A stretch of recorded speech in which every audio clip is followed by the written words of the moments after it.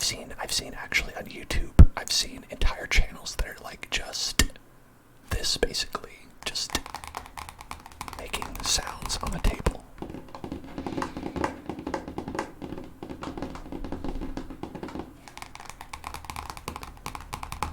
Whisk, whisk, whisk, whisk, whisk, whisk. How's everybody doing today? Below the rim, and dining on Jill, on Hill, and tasting Voxel. Of course, and fake venom. Thank you so much for cheering. Thank you so much for cheering. I hope that you are doing well. That you are doing well. That you are doing well. I'm doing okay today. I'm doing okay.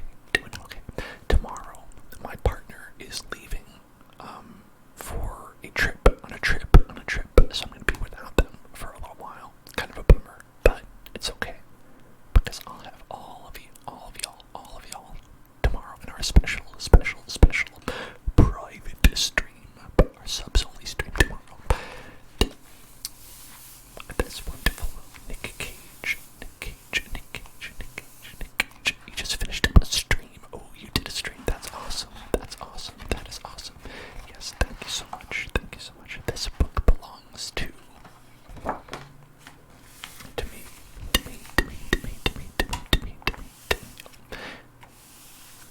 I think the trip will go okay. It's a wedding my partner has in, like, somewhere, I forget the state it's in. It was like, we were like, oh, I guess we could both go, but it's a flight, and if we both go, it'll cost like $1,000, so why don't just you go, and then it'll cut the price in half. And so that was our little concession that we made. Anyway, so this book belongs to me. Test color page. Ooh, I love that.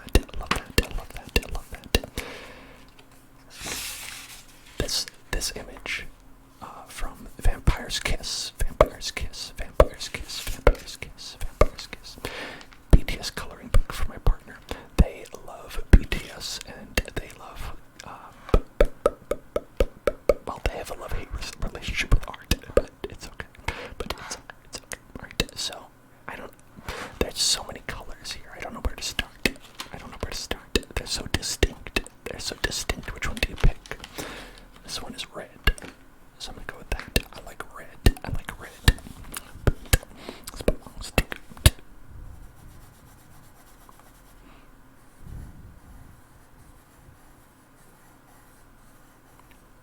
Is this picking up? Let's see.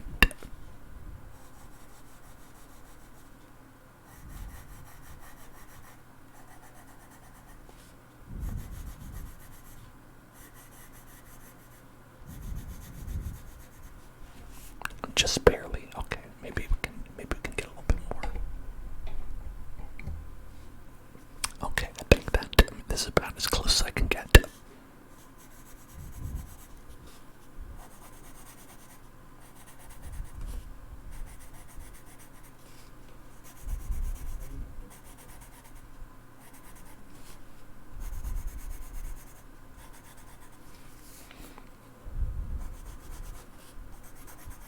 I have the curse of being left-handed.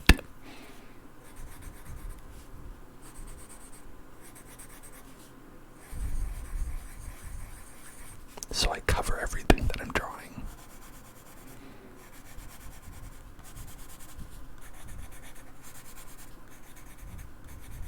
There we go, there. Dan Hillzone, that's me. Belongs to Dan Hillzone. Now let's draw this beautiful picture. Is Hillzone actually my last name? It's funny that you ask that, because no, of course not.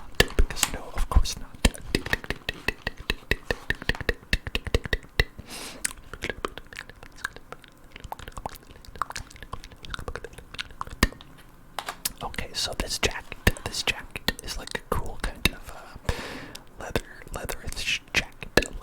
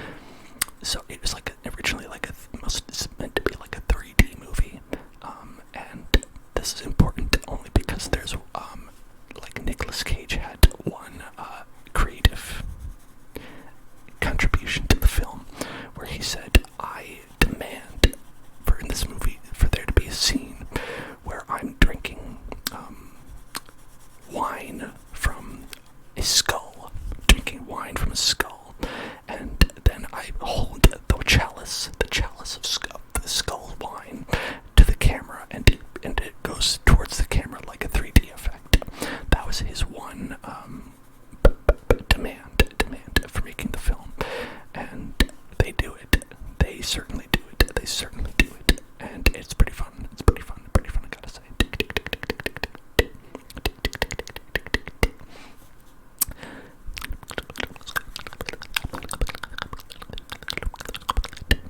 I'm so sad that we're not gonna have a sequel to Drive Angry. I don't think it's in the cards. I'd love to see a sequel to see what happens in the universe, the Drive Angriverse, the Drive Angriverse. Instead, they just make a Paw Patrol movie. What's the world coming to? What's the world coming to? Get a Paw Patrol movie.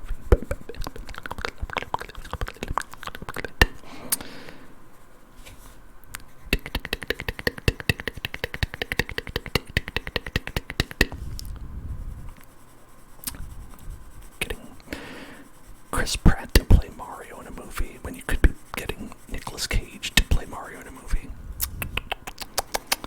Not a world I want to live in. Not a world I want to live in. But sadly, a world we must live in. Hello there, Chance Fang. Hello there. How are you today? How are you doing today?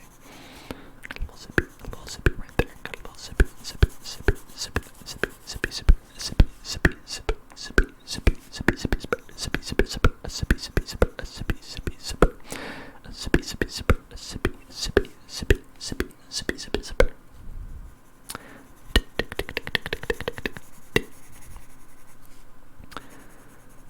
Have any of you done like one of these adult coloring books before? And I don't mean adult like that. Okay, I don't mean adult like that. Though I mean, listen, you do you. If that's the kind of coloring book you want to do, that's the kind of coloring book you want to do.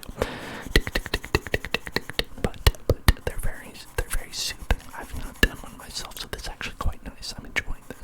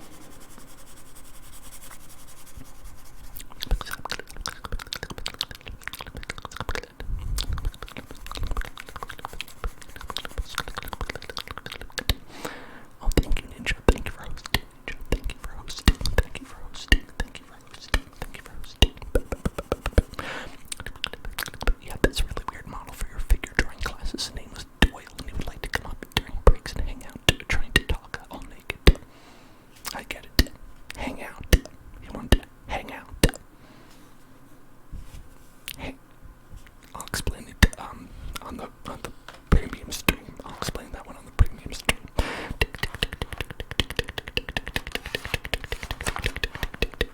Oh wait, I forgot to cut one arm of this.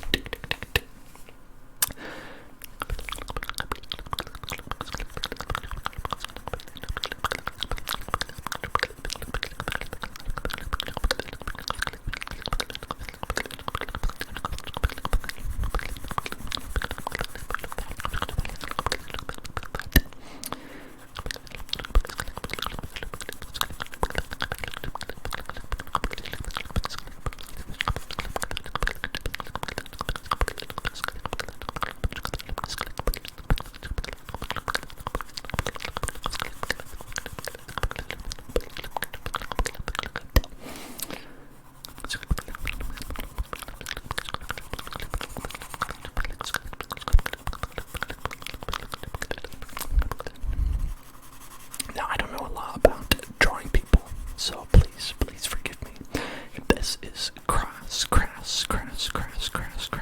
to ask, but, not for the reason you're thinking, but when you're doing, like, something like a drawing of a model or something like that, is it not possible to, like, just look at, like, Google Images and be like, oh yeah, okay, that's what a naked person looks like? You have to see the thing in person to, like, really get, you know, the aura, every crevice that you need to look at when you're drawing it. Like, I guess what I'm asking is, am I not really getting the true coloring Nic Cage experience unless I see Nic Cage in person, right? I'm actually drawing Nic Cage's body, whether naked or not, in real life.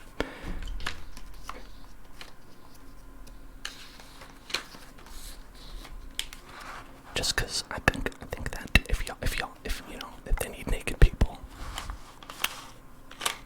some places you can go. There's some places you can get for free.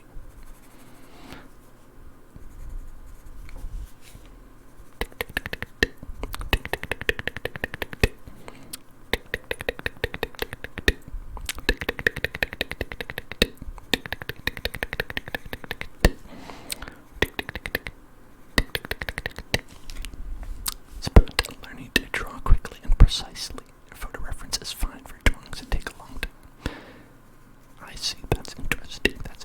So because it's only going to be there for a little while, just a little flash. It's like when you do, I have to do like a police sketch.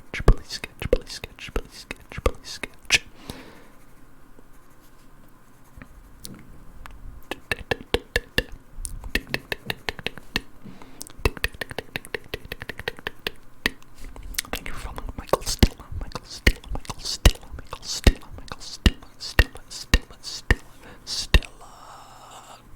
Welcome to the house.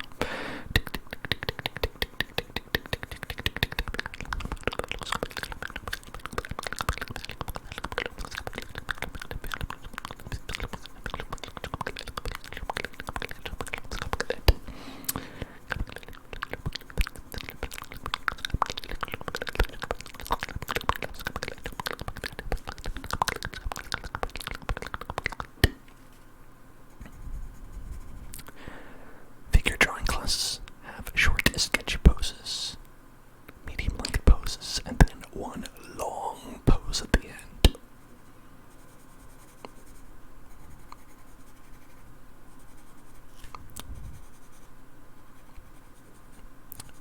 I'm trying not to say the first thought that came to mind. I'm trying really hard. Okay, everyone, I'm trying really hard.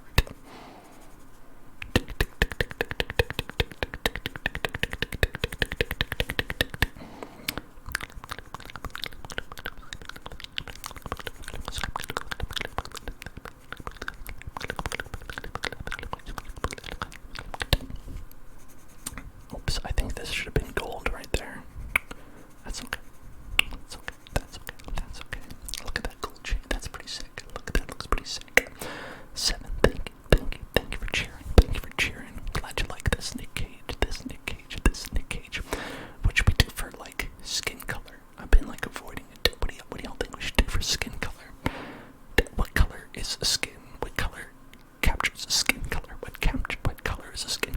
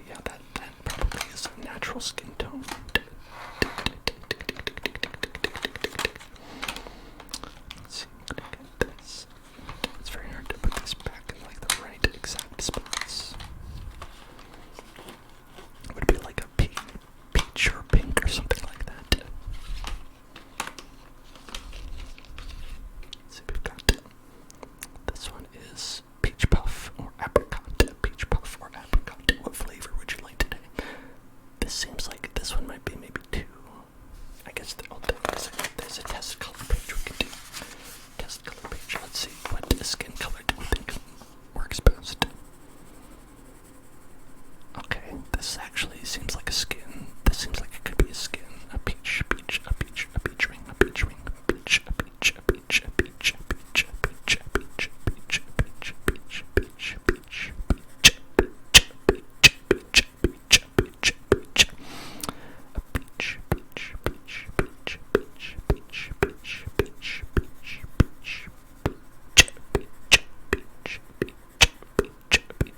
peach, a peach, then this one would be like a little bit similar. It's similar but distinct. Okay, it's distinctly different color. Distinct. This one might be it. I think this is like the most like white person skin color, right? Which is like, it's basically just Nic Cage's skin color, right? I've not looked at a colored image of Nicolas Cage's skin to gauge what tone his skin color is, but I'm assuming it's this color. I'm gonna assume it's this color and not this color. It's very easy to tell the difference, isn't it? Very easy to tell the very easy to tell the difference. I know.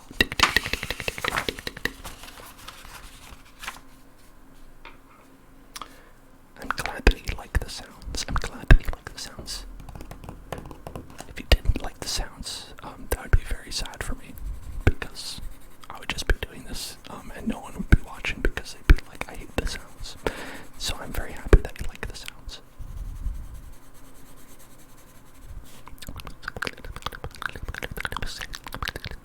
He's kind of pale. Yeah, I mean, he's a white guy, right?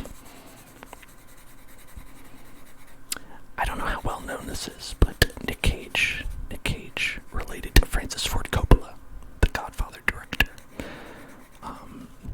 It goes by Nic Cage, just because he didn't want it to be defined by his, like, I think uncle's success, you know what I mean?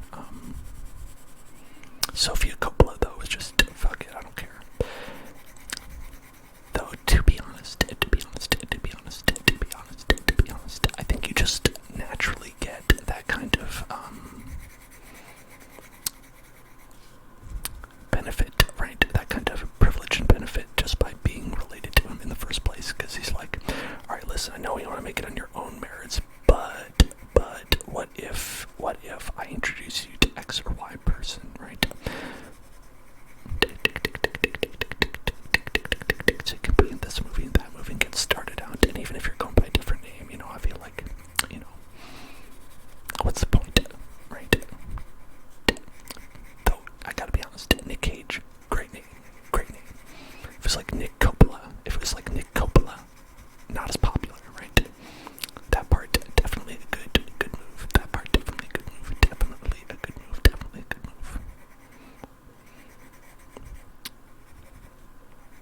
It's like, if you could think up your own name for yourself, if you were like, I'm gonna just pick a last name that sounds rad. Cage is pretty nice. That's a pretty good one.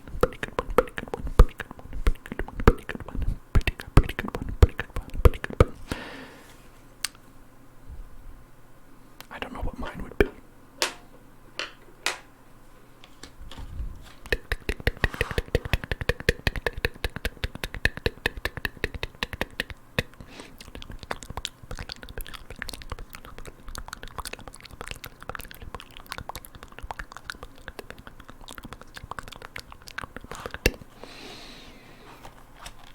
Okay, maybe this could be the hair color. Brown is brown.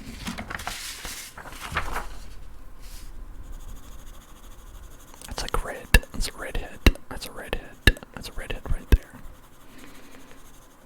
So, you know,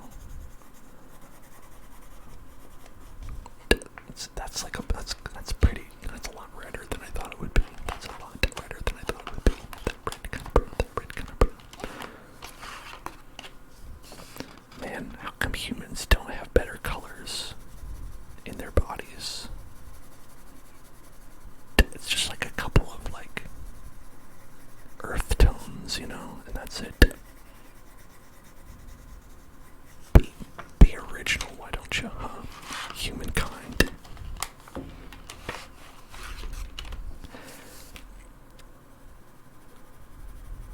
Okay, now we're talking brown. Now this is a brown.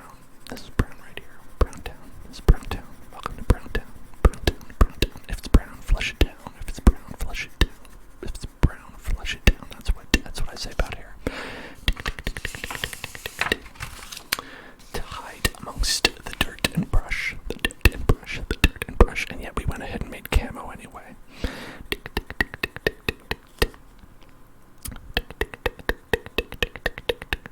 Useless, the human race, the useless.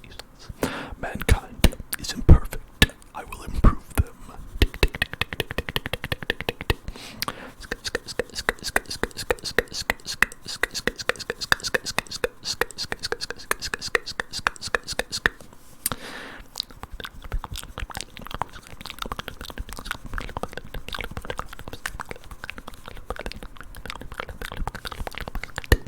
If you could just grow naturally pink hair, you'd love that. I think that'd be really cool. Oh, earthworm, thank you so much for cheering. You cannot draw head, face, or hands to save your life. I'll be honest with you, drawing hands, incredibly hard. Feet as well, hands and feet are, like, in my opinion, like the hardest part of a person to draw. It's because it's like, I don't know, like they got all kinds of weird bones in there. Like a leg is just one bone, maybe two.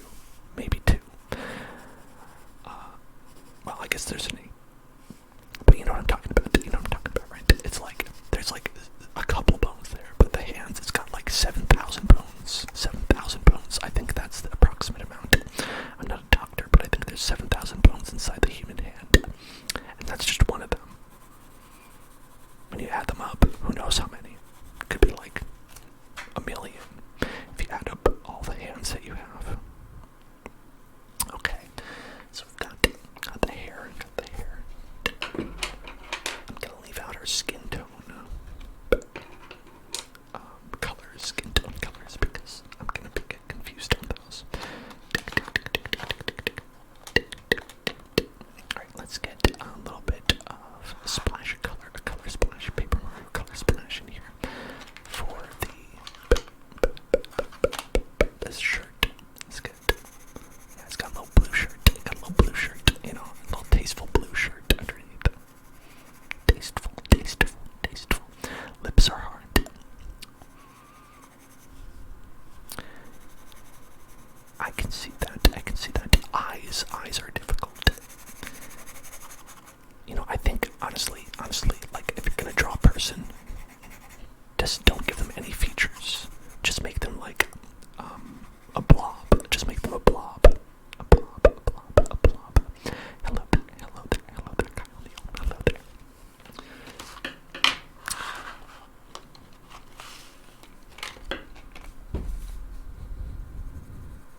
Look at these big, luscious lips that he got. Damn, those kissable lips. Or he just had like an ice pop. And he was like, I don't have time to wipe this off. I've got to go shoot someone with my shotgun. Moon's haunted.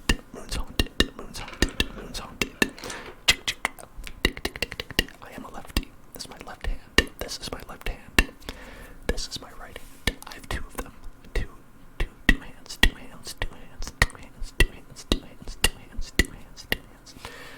Yes, I'm left-handed.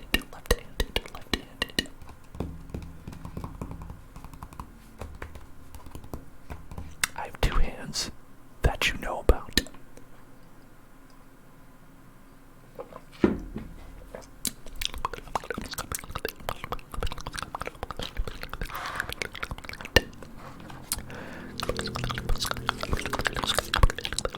Oh, look at this. This is a shiny silver.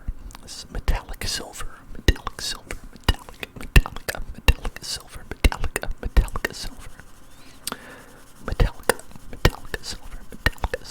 Metallic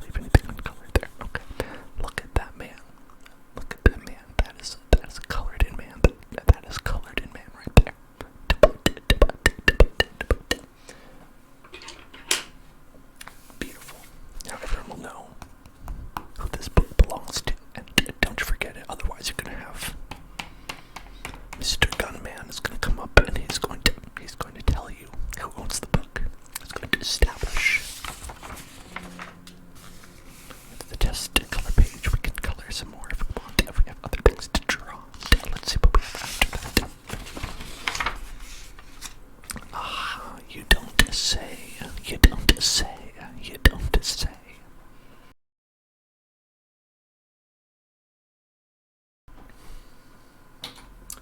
This is great. This is great. This is great. Like I said, so this is from one of my favorite Nic Cage movies, actually. This is from Vampire's Kiss. It's very, very funny. I don't know if it's meant to be funny, but it is funny. It is extremely funny. It is a movie about how Nic Cage plays this kind of like a Manhattan socialite guy, like, you know, like upper crust, kind of fancy, like, works in management at a book place, and he starts to believe that he is a vampire. And he's not a vampire. That's the thing. That's the thing that's pretty important. Is that he's not a vampire. He just starts to think that he's a vampire. And he starts to, like, do things that vampires would do. Like, he starts to sleep in a coffin. He buys plastic teeth at the store, right? Because he's like, well, yeah, I'm a vampire, right? So I need vampire teeth. And so then he's like, obviously, I gotta buy them at the store since they don't seem to be coming in.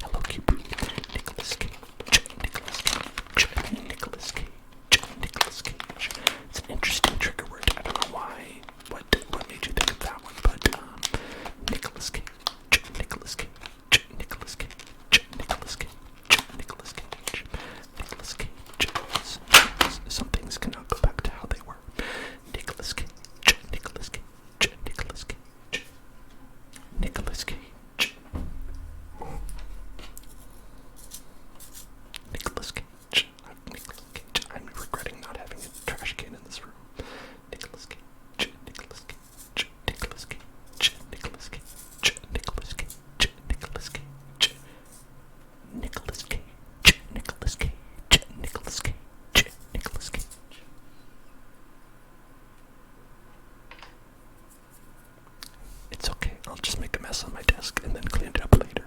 It's okay. It's okay. It's okay. It's okay. It's okay. No problem. It's no problem. It's no problem. No problem. No problem. No problem. No problem. No problem. No problem. No problem. No problem. No problem. Let's get that hair. Let's draw that nice, beautiful hair. That beautiful Nicolas Cage. Nicolas Cage. Nicolas Cage hair. Nicolas Cage hair. Nicolas Cage. Nicolas Cage. Nicolas Cage. Nicolas Cage. Nicolas Cage. Nicolas Cage. Nicolas Cage. Nicolas Cage. Nicolas Cage. Nicolas Cage. Nicolas Cage. Nicolas Cage. Nicolas Cage. Nicolas Cage. Nicolas Cage. Nicolas Cage.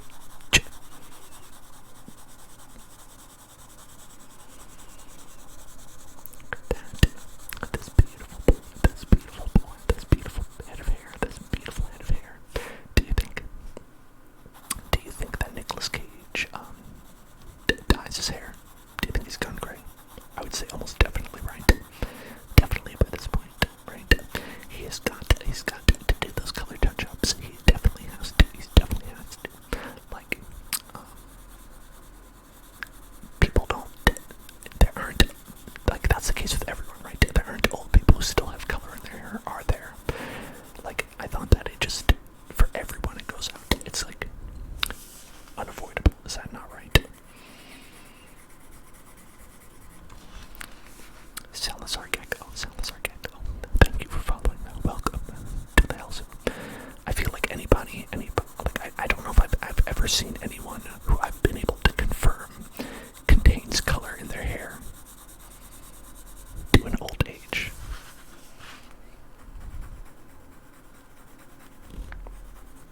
None of the old people I know or I've seen, I think that anyone that I have seen, I think actually dyes it and doesn't want to say that they dye it.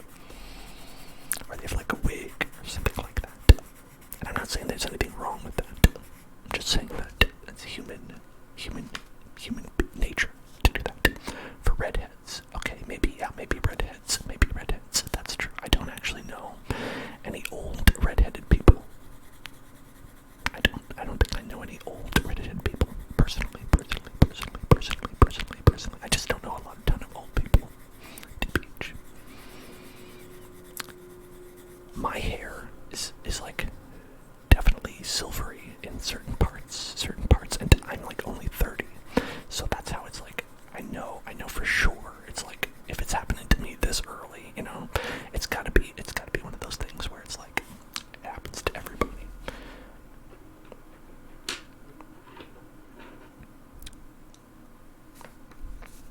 That's my barometer. If it happens to me, it happens to everybody. Keep that in mind. If you ever want to know something, if it happens to you, just know that it also happens to everybody, and that everyone's experience is the same in the entire world. Just in case you were wondering.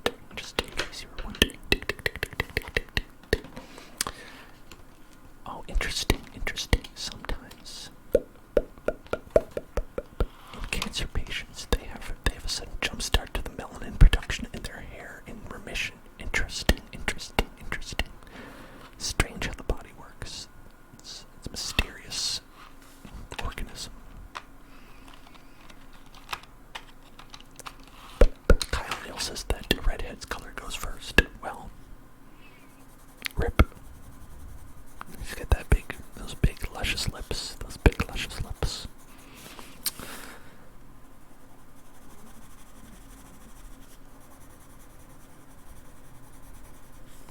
And these teeth are white. Oh, you can't question that. My man's got his whitening strips. He's got his crest whitening strips. Gotta make sure that does it on the daily. Keeps those pearly whites feeling pearly fresh, pearly white. So we've got nice colors here. I think this is definitely blood, right? It's definitely blood. It's like a severed head is what we're talking about, I think. We're talking a severed head. So let's go ahead and give us that blood red orange, right there. That blood red.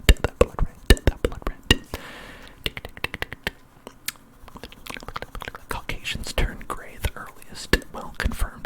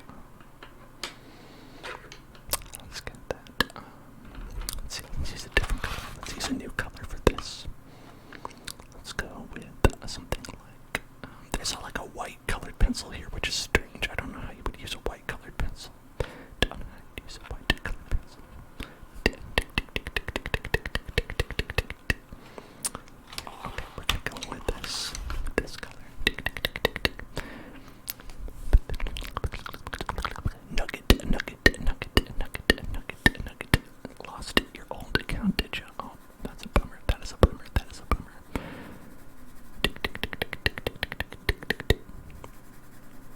Why? Oh, you don't. You don't. You don't. You don't. You don't. You don't. D is for donut. D is for donut. And donut. Donut is for me. D is for donut. And donut is for me. I would love if a donut was for me. That would be delicious. Can you imagine eating a donut? What a great time.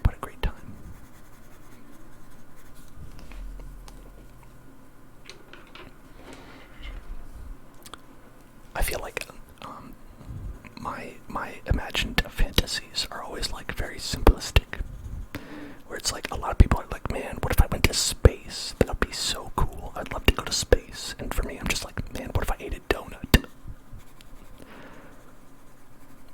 What if I like didn't have to do the laundry? What if it's just already done? Oh man. That's like the caliber of dreams that I'm working with. Look at that. Here we are. Let's get a good look at it. Nic Cage says, you don't say, you don't say, you don't say, you don't say, because I think that this caption has mainly become like kind of like that sort of like meme-ish, that meme-ish sort of thing, that meme-ish thing. Your daydream fantasies are like, what if you yelled at people that piss you off in public?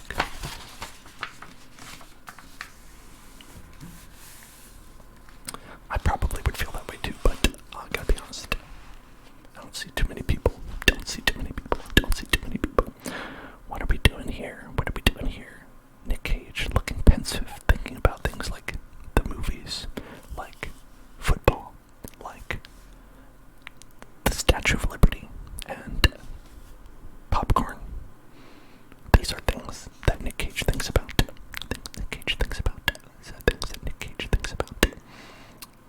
What do you think about when you think about Nicolas Cage? I think this one we're gonna give him that purple skin. This could be anyone, TBH. Well, listen. Are you telling me that there's multiple people who think about the movies, who think about football, who think about the Statue of Liberty, and about popcorn? I don't know about that. You don't think it looks like him? Okay, let's see who would this be instead. I think it could be like a grandma. Like I could see this being a grandma. I could see this being like some politician or something like that. It could be like some sort of politician. Well, but let's go ahead and give him a nice. He's got some bad circulation, though, is the thing. He's got some bad circulation, and it's causing him to feel a little bit ill.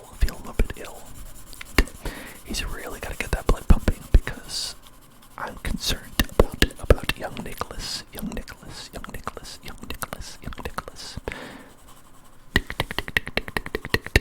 What's going on, buddy? What are we thinking in that head? Feeling a little sad, aren't we? Feeling a little bit sad, aren't we here? Pensive Cage. He's locked in a cage of his own emotions. He's like, have I just become a joke to people? Am I truly an actor? Or am I the butt of a joke? Who is Nicolas Cage? Am I truly myself? Or am I just a caricature?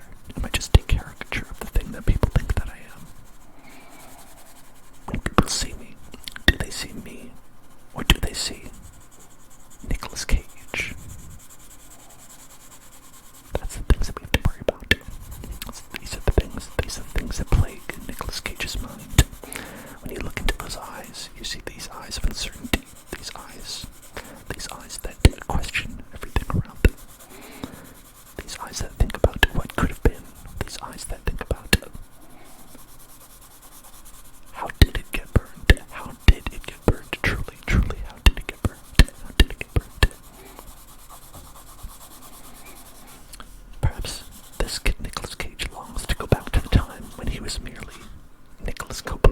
He's merely Nicholas Coppola.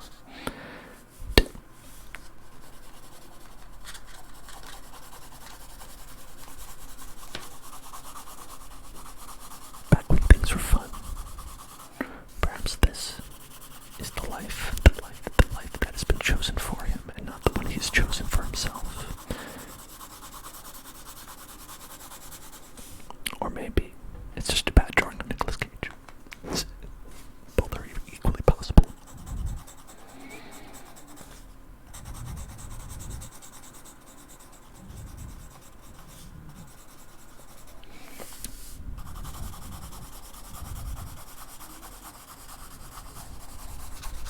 It's really hard to get at these because of the left-handed thing.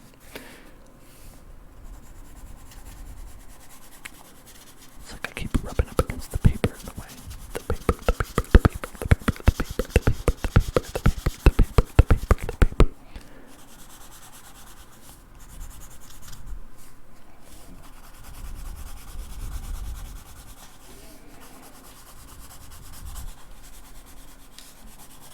My apologies for the scratchiness as a result of this part of the drawing. It's actually, I'm not sorry because it's an artistic choice.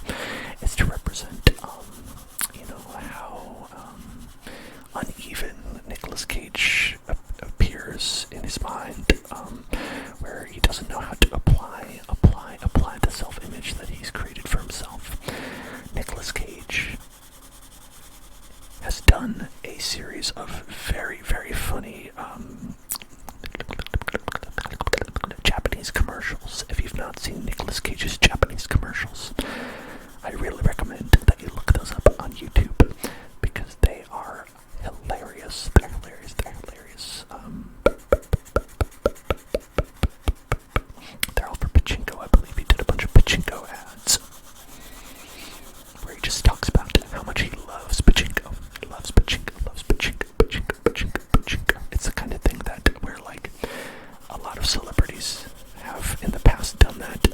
I think largely before YouTube was a thing, where they just go to Japan and film some ridiculous commercials for whatever money because they knew that it would never get back to anybody in the States because, we didn't have things like the internet as much as we did back then, where nowadays it's like you wouldn't dream of that because you'd like to be like, oh yeah, no, everyone's gonna know I did that actually, so no thanks.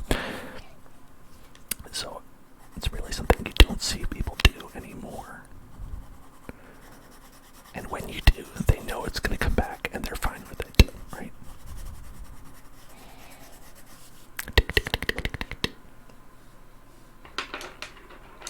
Like when you see it nowadays, it's like it's intentional. It's like oh, okay, I want people to see this. I want people to know that I'm doing something ridiculous. Off in Japan or something like that. You see some of it in other countries as well, but Japan is the one that is traditionally the one that people think of. We get like something with Tommy Lee Jones and Boss Coffee. I love Boss Coffee though. When I was in Japan a number of years ago, I got some Boss Coffee because of the Tommy Lee Jones commercials. But I gotta say, it is a fantastic idea. It's like canned coffee that you get, but it's warm. It's warmed up.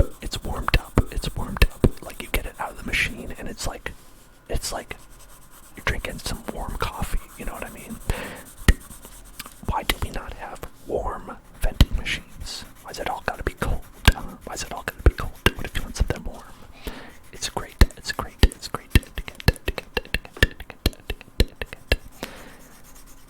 It truly is the boss of the coffee, the boss of the coffee, the boss of the coffee, the boss of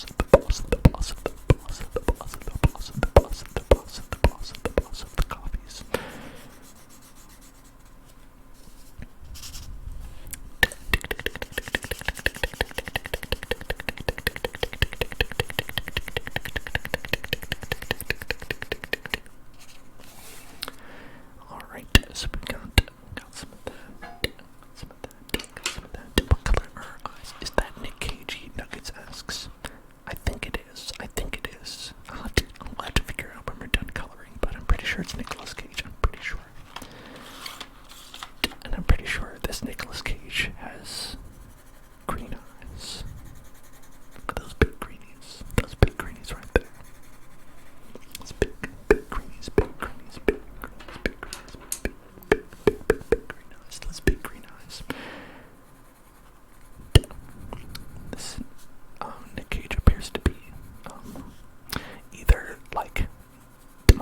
possessed or extremely high.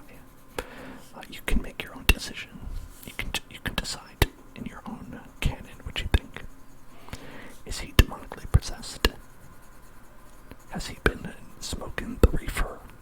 The devil's lettuce, the devil's lettuce, the devil's lettuce, the devil's lettuce, the devil's lettuce, the devil's lettuce, the devil's lettuce. The delicious treats for pets.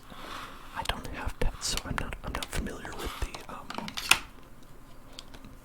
the treats you're talking about. But yes, the answer is yes. Oh, look at this. Purple lipstick. Purple lipstick.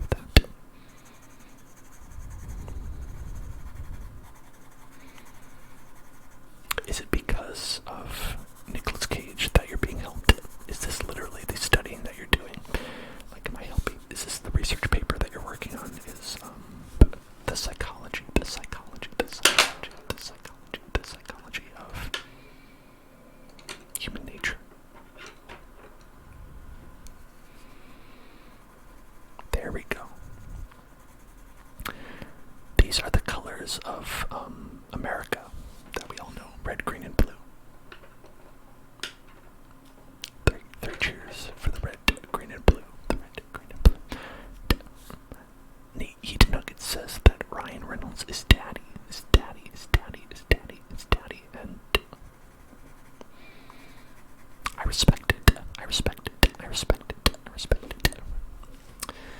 The paper is on how Nicolas Cage is its own social class. Let's say that paper writes itself. That paper writes itself.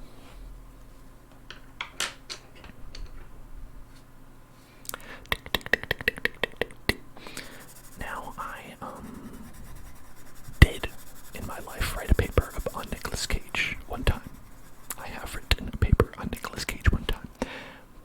It was in a cinema studies class, so I was talking about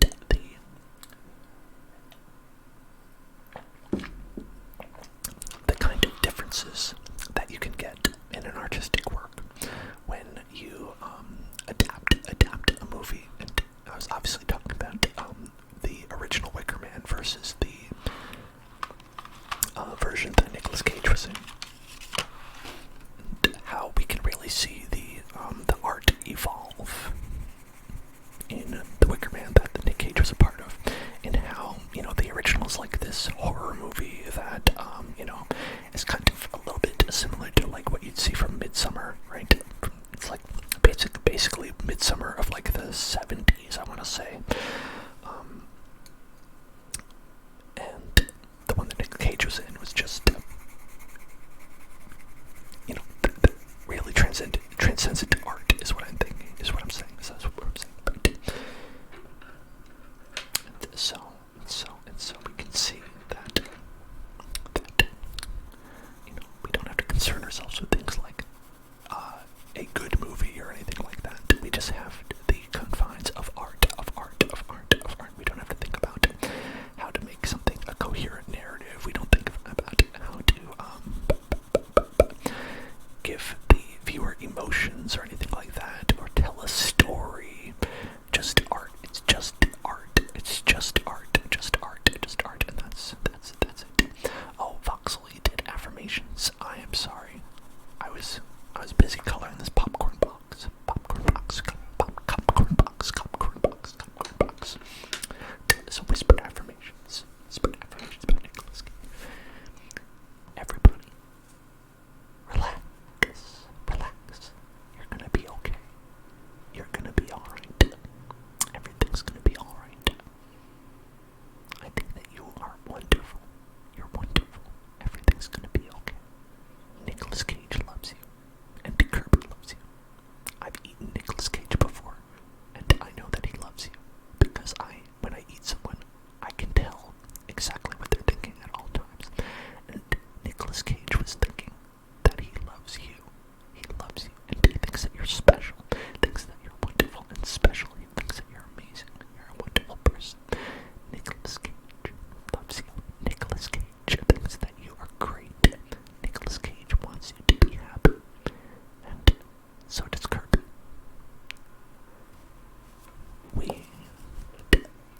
And Kirby can also do a cool, like, backflip like that. It's pretty impressive, Kirby.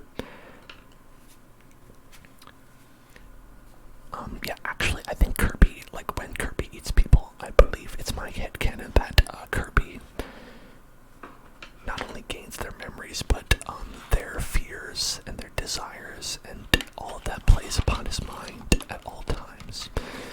And honestly, like, it would be enough to drive anyone to insanity, of course, but Kirby is able to bear all of that, and that is the power of the curb. That's the power of the curb. That's the power of the curb. At every moment, if he were to open his mouth and speak, the reason Kirby doesn't speak is because the only thing that would come out would be like screams of agony from all the people that he's eaten. Right? I also believe that, similarly, when he eats people, it's like they go to like a little pocket dimension inside of his body. You know what I mean? Like, you know, it's kind of like Fullmetal Alchemist Brotherhood, where they had inside of Gluttony. When Gluttony ate people, they would go into this like separate dimension inside of his stomach, which is why he was constantly able to eat things and not worry about it. Is because he had that inside of him, and I believe that the same thing is true of Kirby. Whenever he eats like whatever he's eating at the time, it goes into this dimension to be stuck there forever, right? They don't die, they're just there, they just exist. They have to get used to their new life forever. That's what I think, and I believe it's true, and I will not hear anything to the contrary. Tick, tick, tick, tick, tick, tick, tick, tick, tick, tick, tick, tick, tick, tick, tick. Noisy waters.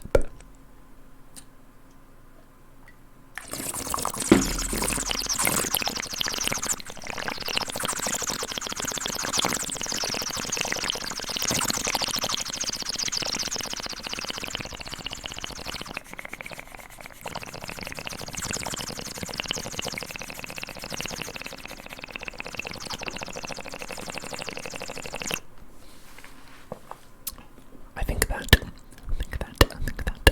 sometimes, when he spits people out, like in Smash, right? Like I was talking about, like when he eats Link or something like that. When he eats them, they like pop out afterwards, and I think that's because Kirby knows how horrible of a fate he's cursing people to when he eats them. So I think that he has the power to just simply copy their abilities and then also poop them out or whatever happens there. And I think that, so he tries to use that power sparingly, only when he sees someone who's really committed an evil atrocity that is not to be forgiven, like being a Waddle Dee and existing, something really bad like that. And alright, so we don't know what colors we're gonna do for this. So I'm gonna draw some colors, and it's probably gonna be from a football team, right? I don't know what football team, I don't know which football team it's gonna be, but it's gonna be one of them, probably. Alright. Go red helmet, red helmet, red helmet. Tick, tick, tick, tick, tick, tick, tick, tick, tick, tick. Fox, when you said the power of curb compels you, I glanced at the screen only slightly when you said that, and I thought you were saying the power of keto compels you. The power of keto, and I was like, well, I guess so. That's like a fad diet, right? Fad diet. That's one of those fad diets. The power of keto. I believe that's the diet where you just have a lot of ketamine, right? You have a lot of ketamine, and that is supposed to help curb your diet. I think that's that one. Alright, so this is, I call this the Christmas, the California Christmas heads. That's the California Christmas heads right there. They love Christmas, and they've monetized it. Okay, and that's part of what Nic Cage thinks about. He thinks about movies. He thinks about a blue object. I'm actually not sure what that was. I just made it blue. He thinks about a photograph. He looks at this photograph, and every time it makes him laugh,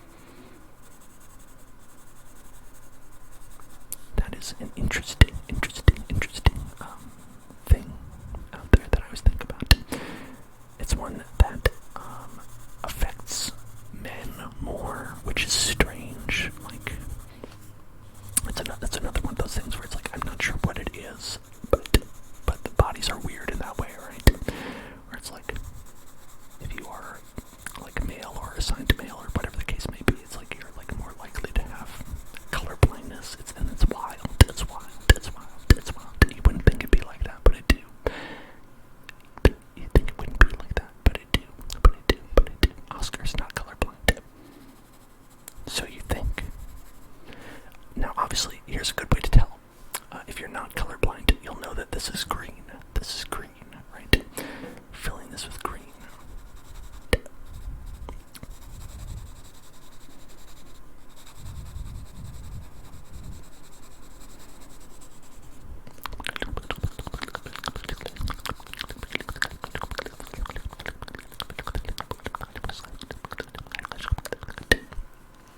Voxel, thank you so much for gifting us up. Thank you so much. Thank you so much for gifting to Tyler. And thank you, Tyler, for resubbing,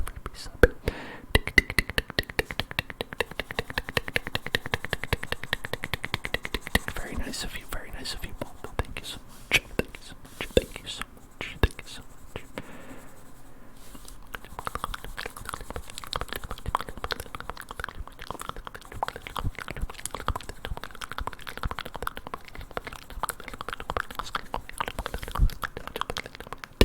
Thank you for following F111100000000000000000000000000000000000000000000000000000000000000000000000000000000000000000000000000000000000000000000000000000000000000000000000000000000000000000000000000000000000000000000000000000000000000000000000000000000000000000000000000000000000000000000000000000000000000000000000000000000000000000000000000000000000000000000000talking about, I don't know why this spawned up in my memory, but this is incredibly unrelated. It was just kind of a funny thing, is that, so we, don't have a lot of internet options in this area, right? I'm always looking for, like, that good stuff, that fiber, right? I'm like, oh yeah, we gotta get on that fiber so I can give you all the good bit rates, right?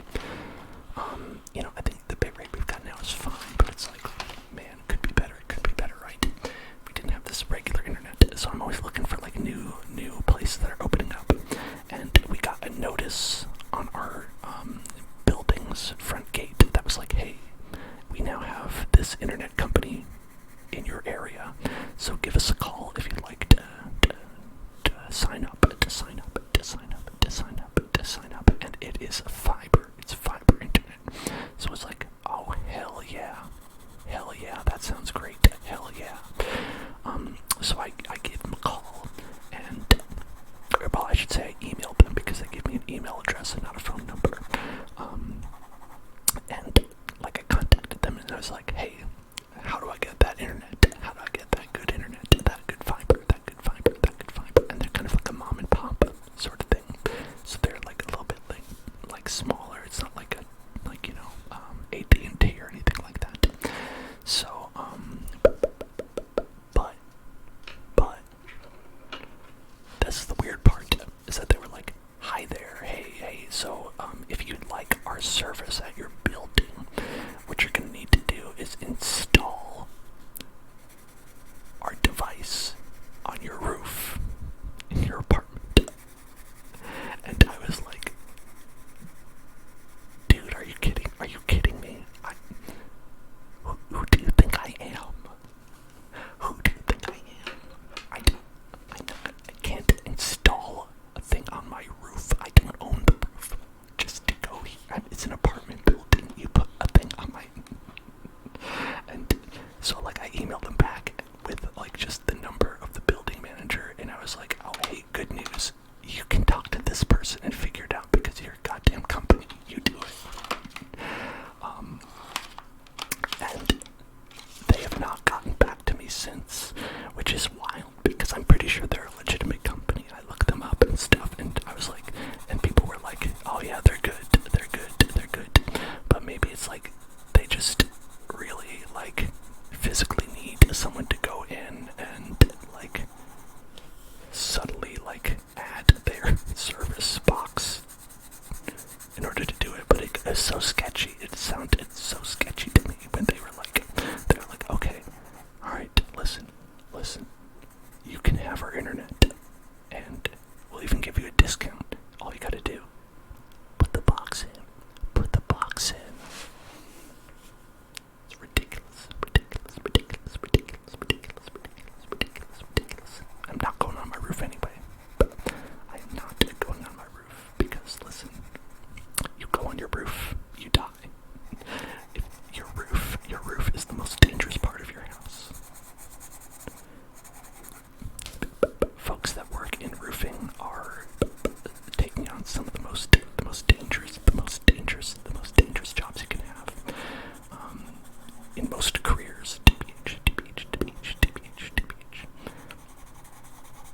lives are just so easy to slip off of.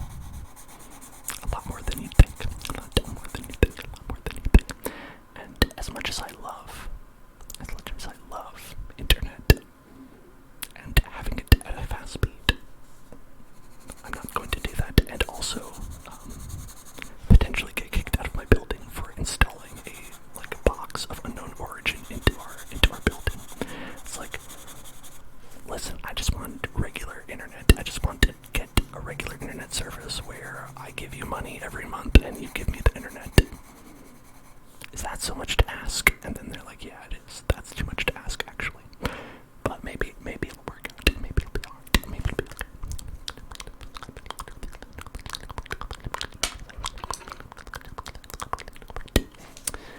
Kyle Neal moved out. And it's the first month on your own. That is a big step, Kyle. That is a big step. That's a big step, and I'm proud of you. And you are wonderful, wonderful, wonderful, wonderful for making that big step on your own. It can be so scary, I know. To do that.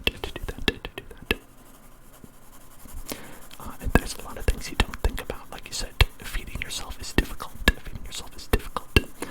I had a lot of trouble.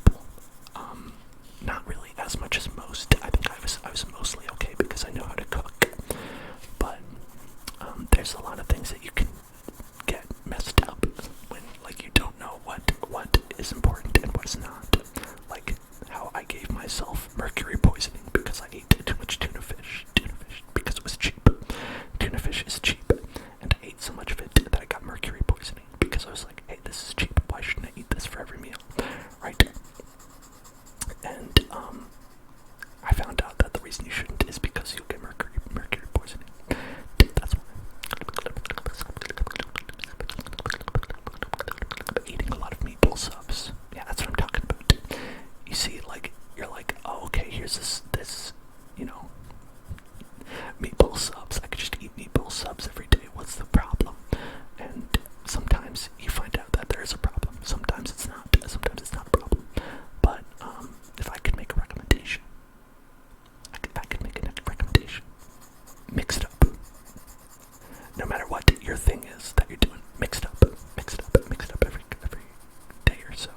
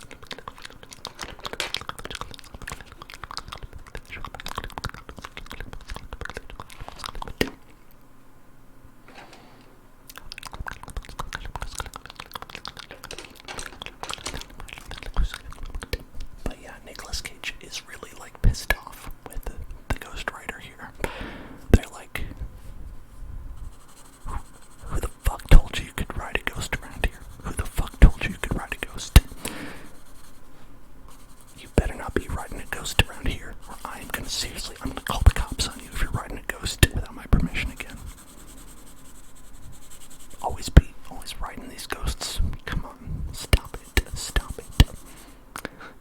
Whisk, whisk, whisk, whisk,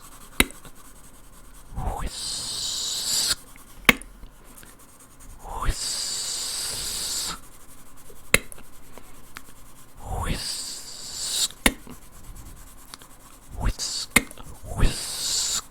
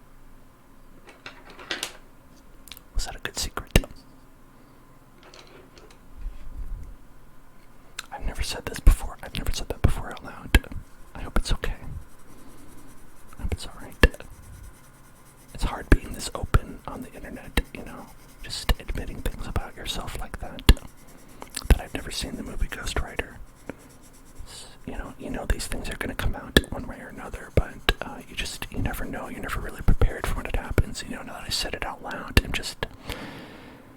I feel free in a way. I feel like weight lifted off my body, right?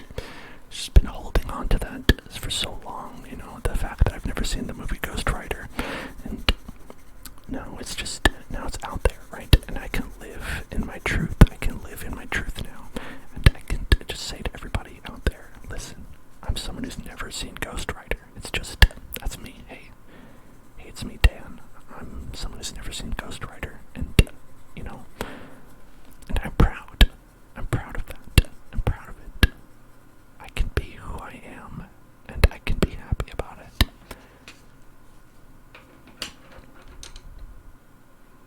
You can tell me next time I'm live if it's good. Alright, I will look forward to that. I will look forward to the movie report from Akira, the Akira movie report. The movie Akira, pretty good, as it turns out. I don't know if you've seen the movie Akira. Probably, if your name is Akira, then you've seen the movie Akira. But that movie's pretty good. I have seen that one. He got motorcycle. He got a motorcycle.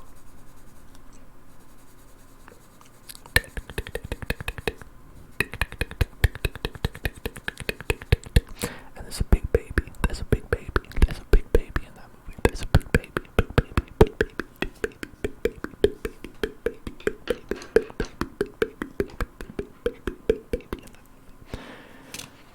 Who doesn't love a big baby?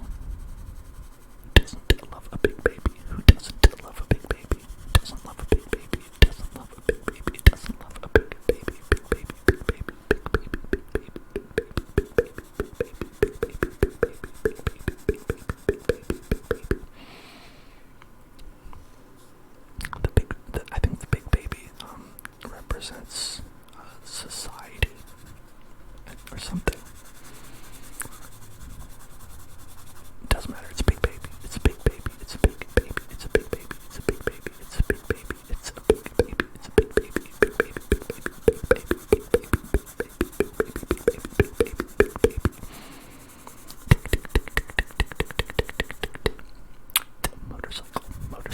Motorcycle.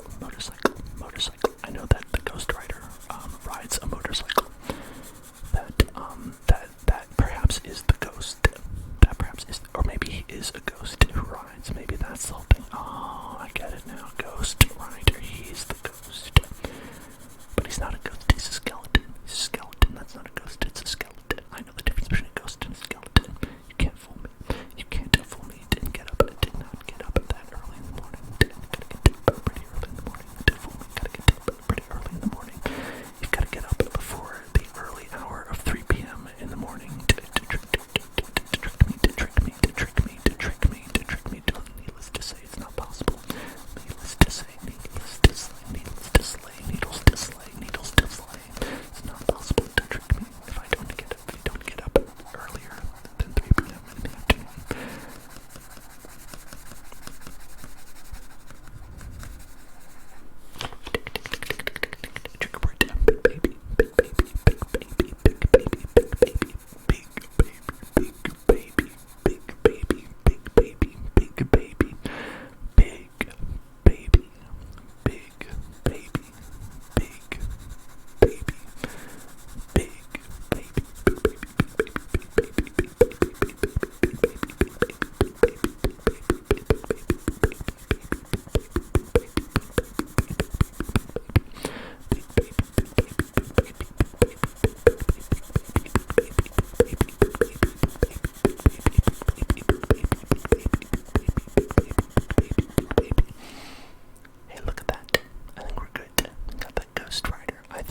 I don't know what the relationship is here. Right now it looks a little bit like the Ghost Rider is sort of like some sort of like growth that is sprouting outside of Nic Cage's shoulder.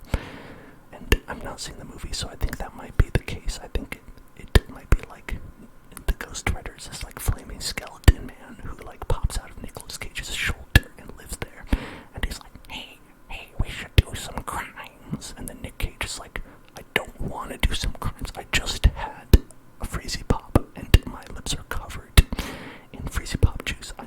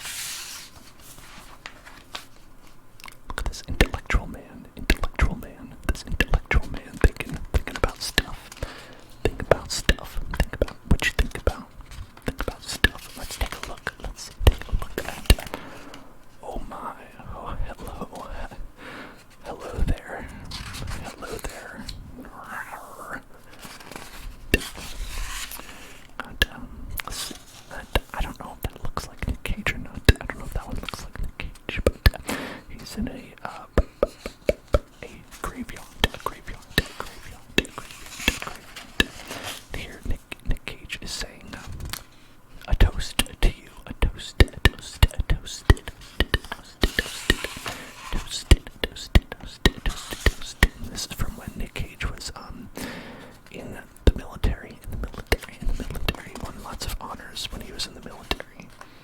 It's all based on his real life, not based on movies at all.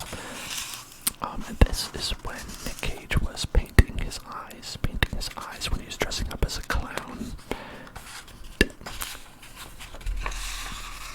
This one is from when Nic Cage was in the movie Risky Business starring Tom Cruise. This was when Nic Cage was in the movie Risky Business starring Tom Cruise.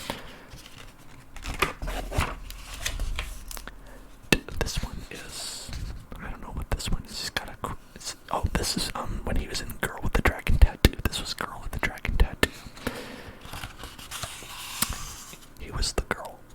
And this is from when Nic Cage was Jesus, right? This one was when Nic Cage was Jesus in the movie Jesus. And this one was when he touched Jesus in right over here. You can see he's touching Jesus right there. This is when Nic Cage was full of self-doubt, as you can see, self-doubt plaguing Nic Cage.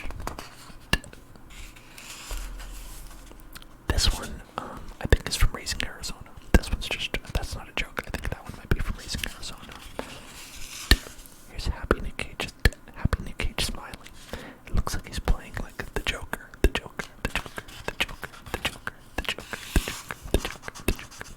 Here's Nic Cage, and that's Lady Nic Cage. It's like Link and Linkle. That's Nickel. That's Nickel Cage. It's gone in 60 seconds. Oh, perhaps that's what it is. Here's Nipple Cage. This one's called Nip Cage.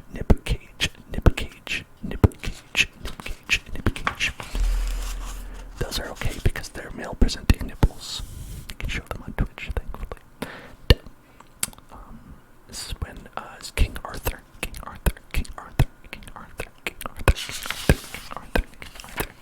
This is Cowboy Nic Cage from Cowboy Nic Cage, the movie Cowboy Nic Cage. And this is the one that we colored from the beginning of the book. Colored this from the beginning. And this one is Nic Cage showing up at your door and saying, "Do you have a minute to speak about our Lord and Savior, Nicolas Cage?" He just try to sell you stuff from his catalog. This one looks like he's interrogating a prisoner of some kind. Interrogating someone. Interrogating.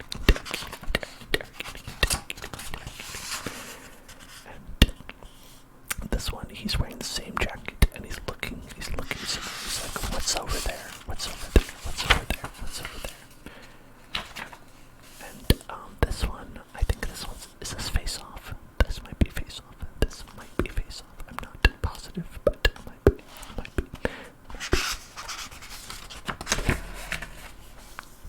There he's running somewhere. He's going very fast.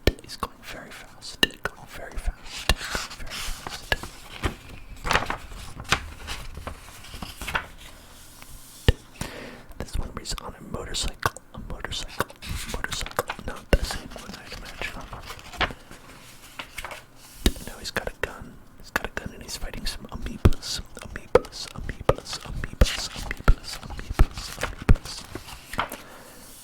That's just Nic Cage.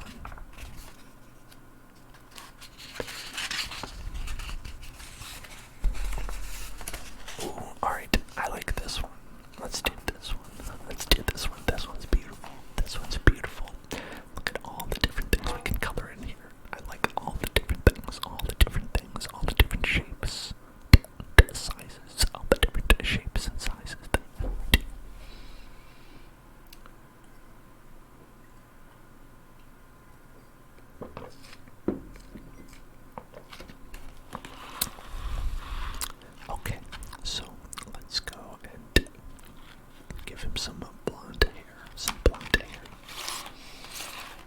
I think this color would be good. Yeah, it's a little bit light, but you can see it. You can see it. I think the thing about colored pencils is that there's some colors that don't work that well. There's some colors you have to kind of just sort of deal with being a little bit slight, and yellow is one of them.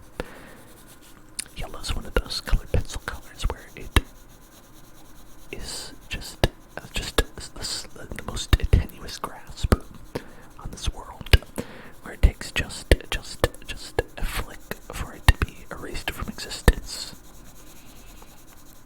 If your colored pencil touches another color, it's done.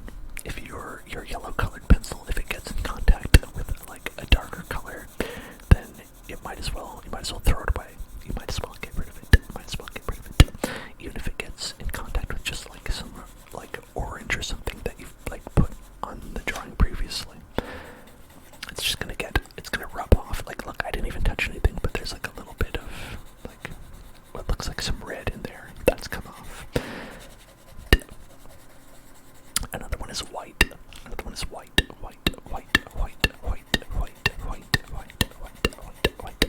Which doesn't even make sense. Why would you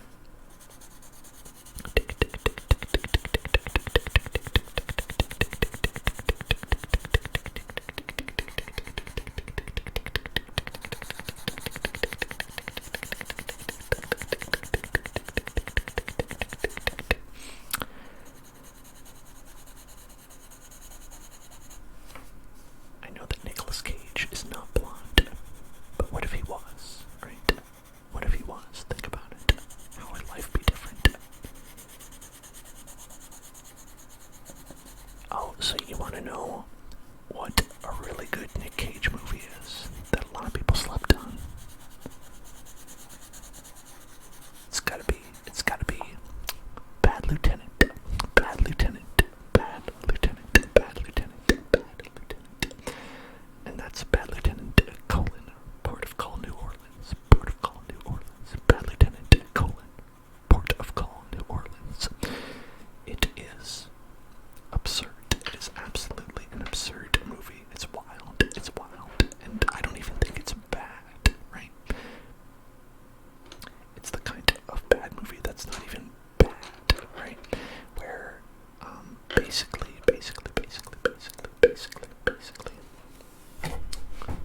Nic Cage is played by, he plays a bad cop, a bad lieutenant, a bad lieutenant. Hello there, lobster. Hello there. And it obviously takes place in New Orleans. These are things you can learn by the title of the movie. But the thing is, the movie's directed by Werner Herzog, who you may know as that documentary guy who's always very intense, the intense German documentary guy.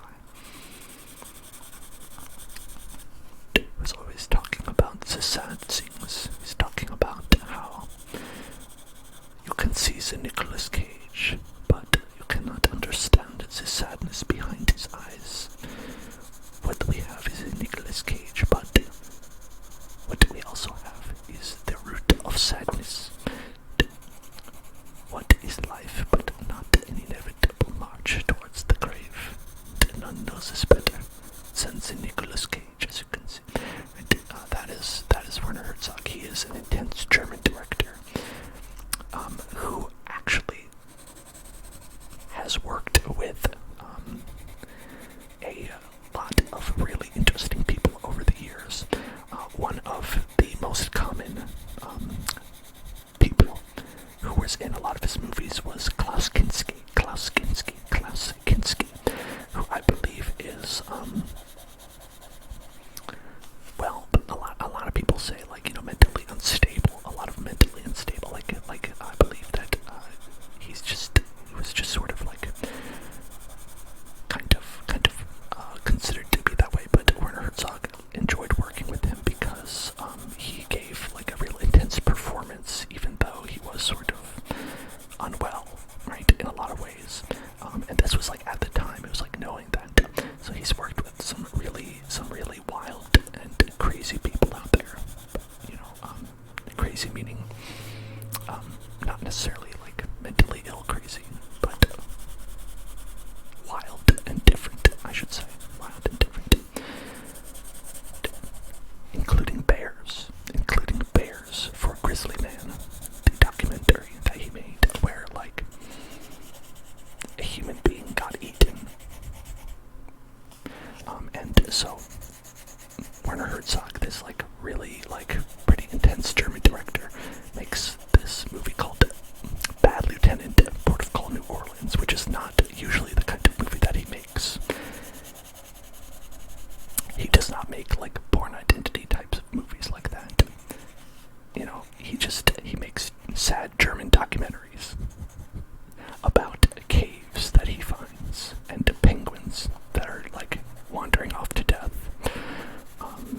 That's the kind of thing that he makes, and so he makes this movie with Nicolas Cage in it, and it is just bizarre top to bottom, because it seems like it would be just like your standard, like, action type movie, but it's so off, it's so weird, right? Also, Exhibit is in it, from Pimp My Ride. That's not really related, I just thought I would mention it.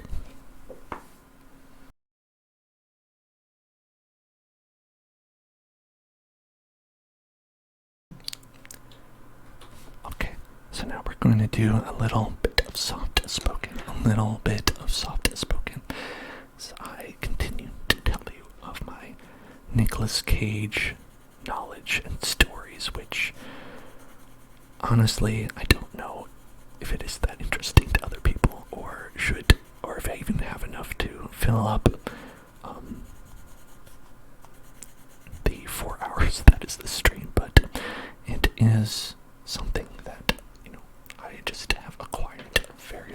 Nicolas Cage facts throughout my years that are in my brain for no discernible reason.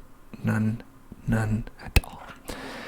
And that being the case, I'm gonna continue to color this image of Nicolas Cage as Jesus from the movie Jesus, which is not a movie, I'm making this up, by the way. And hello, Ace. Hello there. Hope that you're having a wonderful evening, or whenever this is for you.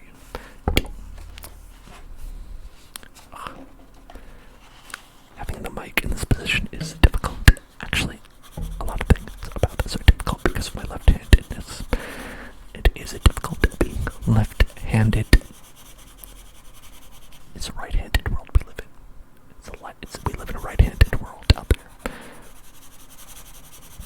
And I'll say it was never quite as bad as it was when I was in school, which you'd think would be one of the places where it would not be as difficult because it's supposed to be this, all-inclusive environment. But that was not always the case, actually.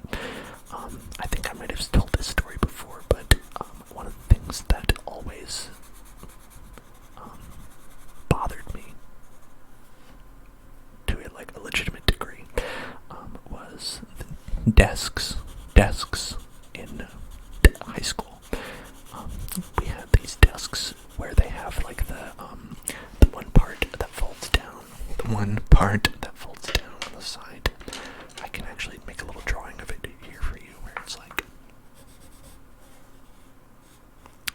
has this part, and it's this is the chair part where you sit, and this is where your butt goes, and it has this one part, and you're supposed to put your papers here and your pencils, right? And this you know what I'm talking about. Do you know what I'm talking about? The desks. You know this kind. Well, consider sitting in this desk. This is your head, right? And you have an arm that goes out here. What arm is this? It's your right arm.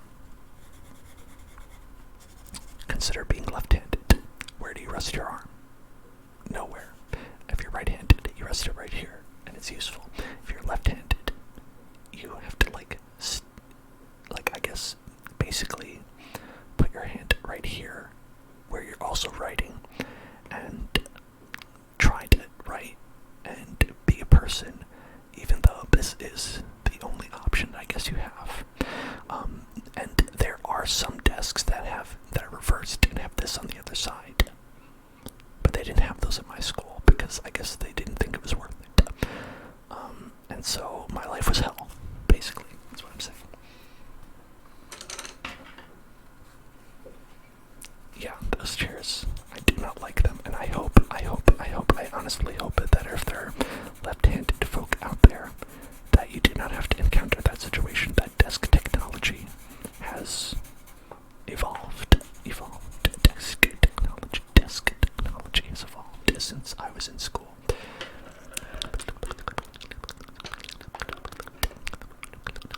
Somehow I doubt it that it really has, because why fix what's only broke for a small percentage of people?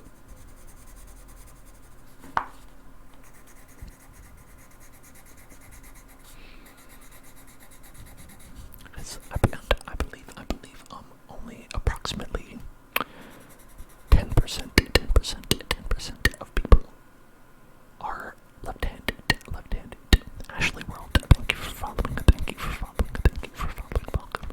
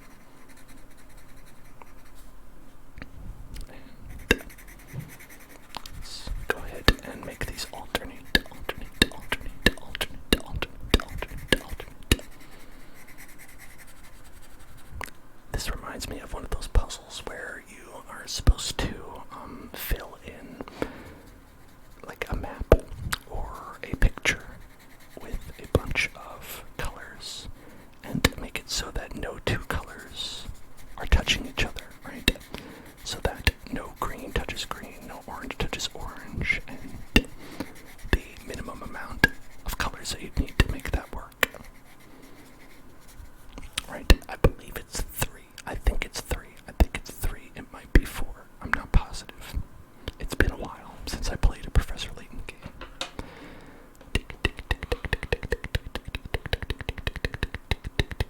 Regardless, I am using more colors than that. Not because I have to, but because I want to. Because I would like to. Because I would like to use more colors.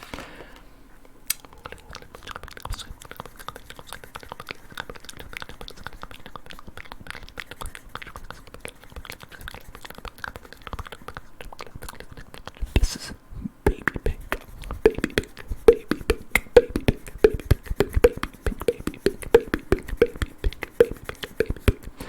Pink me, baby, one more time. Pink me, baby, one more time.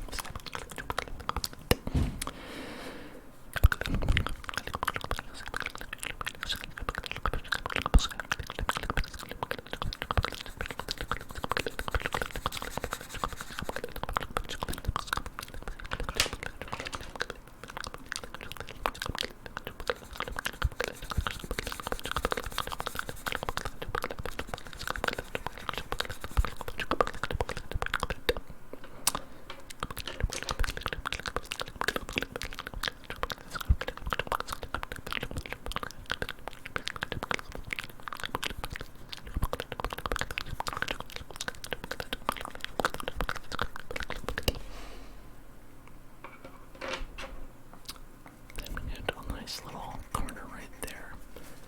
Look at that. Isn't that a nice little color? Nice little coloring part. Nice little coloring part.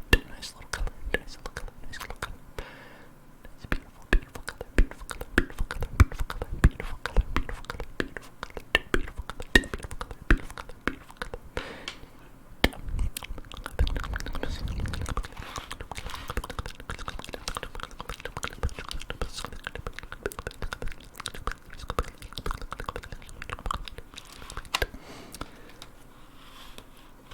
How many colors do you think that there are? Like, when you get down to it. When you get down to it, how many colors are legitimate in your eyes? Like, you look at a box of crayons, right? Let's say you look at a box of crayons or a box of colored pencils, and they're like, we've got 60 colors in here. Are those all truly different colors? Are there actually 60 things that you're willing to say this is a different color, deserves to be called a different color? Or do you think that there's more? Maybe. Or do you think there's less? Where do you fall on that? For me personally, I think there's like 20 colors tops. 20 colors tops, if that. That's being generous. You know, you got your red, your green, your blue, your yellow, right? Easy. Red, blue, green, bellow. Red, green, blue, bellow. You've got your black, your white, your brown, your gray. That one's pushing it, by the way. That one's pushing it, but I'll allow it. Got your purple. Got your pink. You know, you're full Roy G. Biv, stuff like that. That sort of thing. But when you get, like, how many more other colors can you get? How many more colors are there, really? How many more colors can you really say that there are? Right. Cornflower blue, azure. They look different. They definitely look different. These look different. But are they different colors? Are they different colors? If I were to use cornflower blue and azure next to each other, are they different? Or are they the same?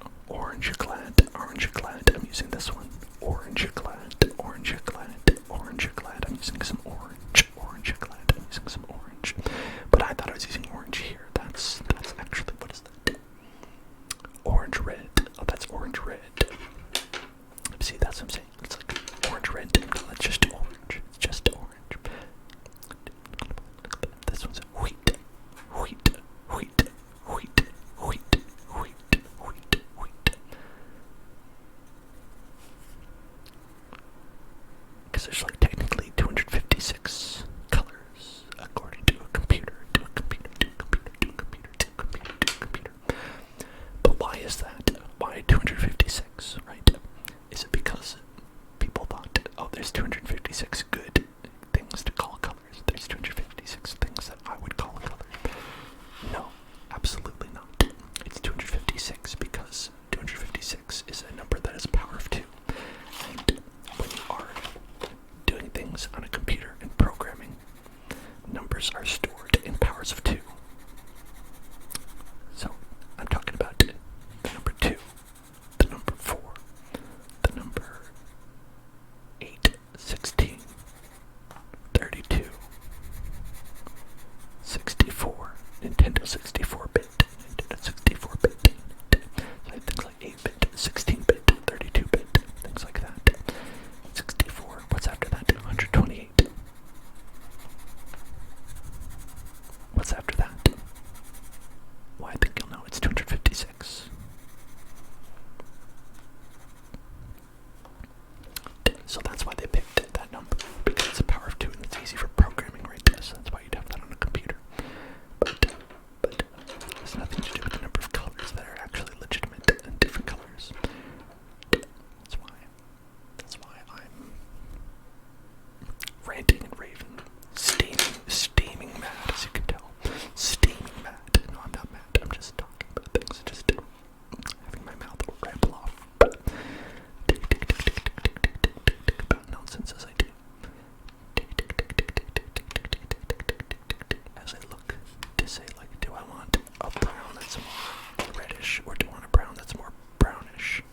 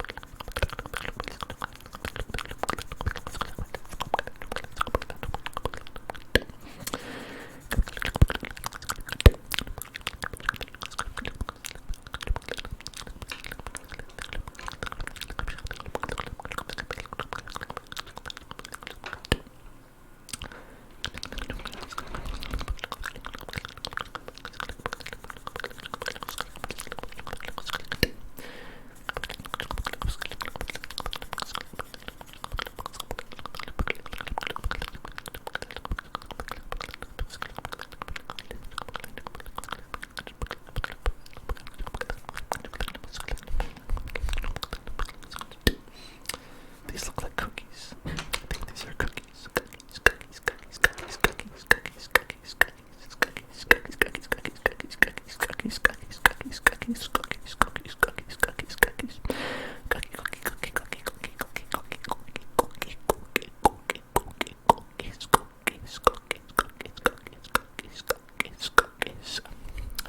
Delicious cookies, delicious cookies, delicious cookies. Delicious cookies, delicious cookies, delicious cookies, cookies, cookies, cookies, cookies.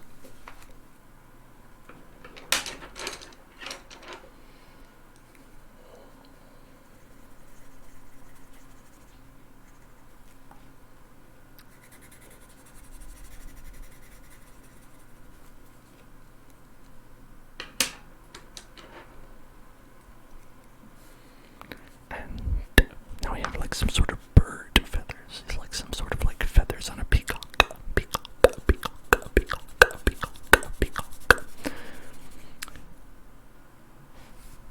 Did you know? In California, there are wild peacocks. Peacocks.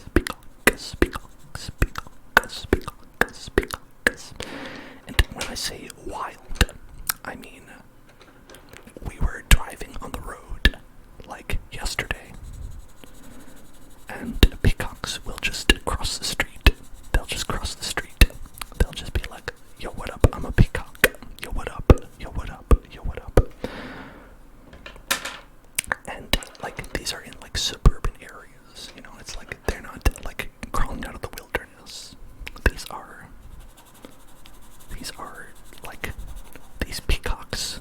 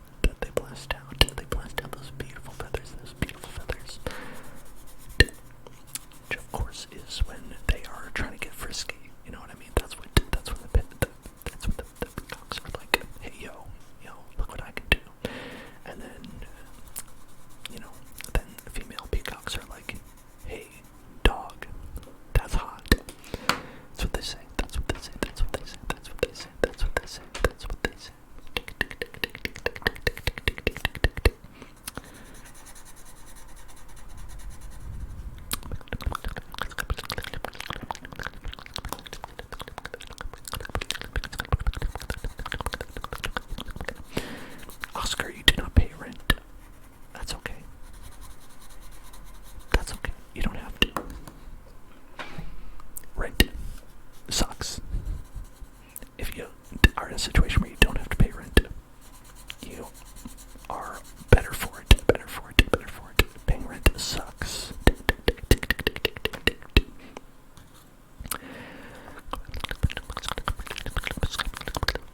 Paying rent is like it's giving people money so you can just stay alive. It's saying, hey, I'd like to continue being alive. Here's like half my salary. Here's half the money that I made. Can I continue living? Okay, thanks. Random person who gets to decide that for some reason.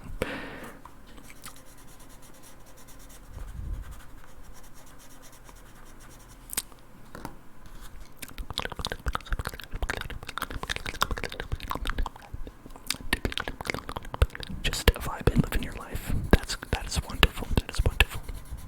That is wonderful. That is wonderful.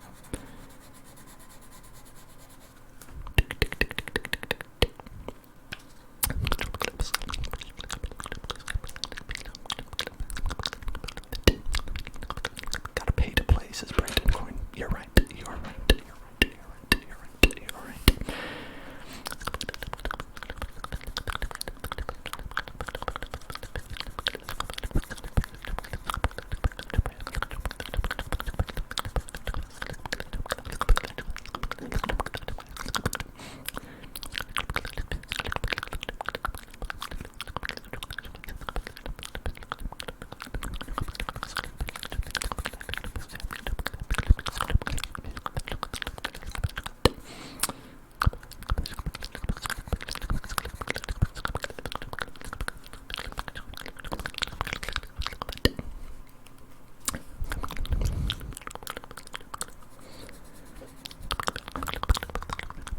Your college will be on scholarships because you come from a low-income family, and that is awesome, Oscar.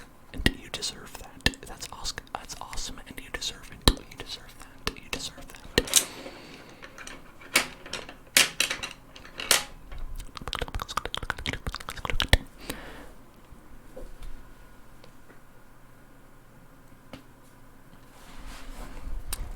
Rent is too expensive where you live. You get $2K for efficiencies with no stoves.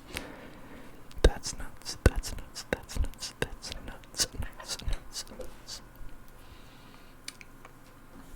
I think that rent in general, it's just it's a weird thing that people have. Where, I wish it was easier for people to live. I just wish it was easier for people to live and survive. And just be people. Just be people. Just be alive and be people. Not just for myself. Obviously, I would love for it to be easier for myself to live and survive and be people, but I think everyone deserves that. I think everyone deserves that. And if you're listening to this, you deserve to be alive. You deserve to be alive. You deserve to have everything that is in your life, all your necessities. You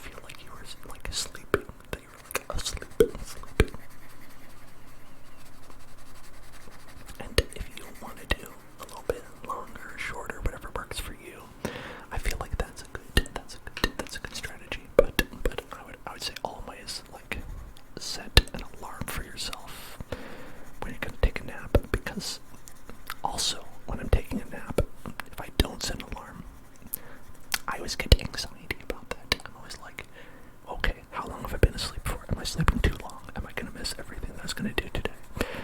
Whereas if you have an alarm, it's just, hey, don't worry about it. That alarm will go off whenever it goes off, right? And you just set that baby and you forget it. You set it and forget it. You set it and forget it. And just enjoy your nap time. Enjoy your nap time. Enjoy your nap time. Don't worry about that stressful alarm. It'll go off and interrupt you when it does. That is my preferred way of like dealing with really any kind of thing where I'm like just worried about something in the future. But my particular way of dealing with that is to set an alarm and to say, I'll handle it then. Right? Machine, you tell me when I need to stress out about this, and I'm not going to think about it until then. That's what I do.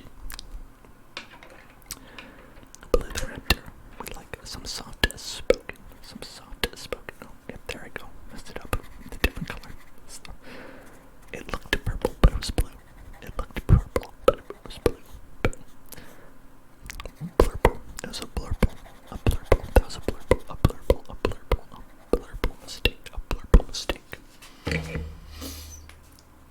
Look at that. That's our owl beast.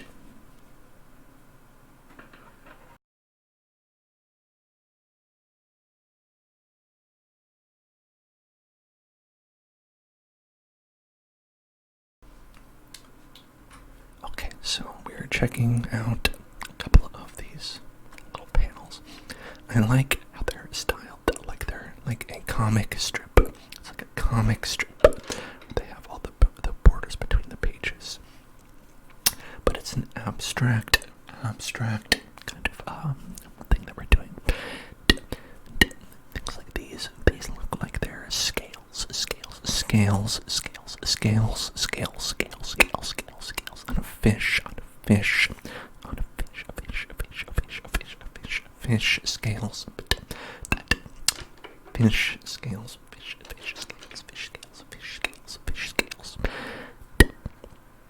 So because of that, because of fish scales, painted them as though they were fish,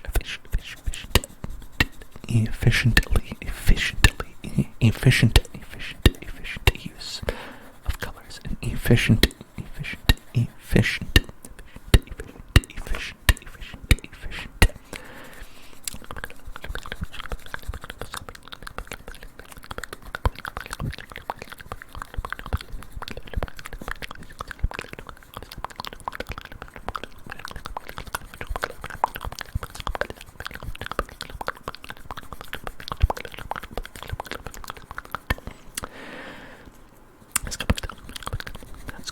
That's good right there. That one is a good part right there. And say that as we're going coloring these little babies, right? Going to be coloring them and making sure that all of the tingly parts together and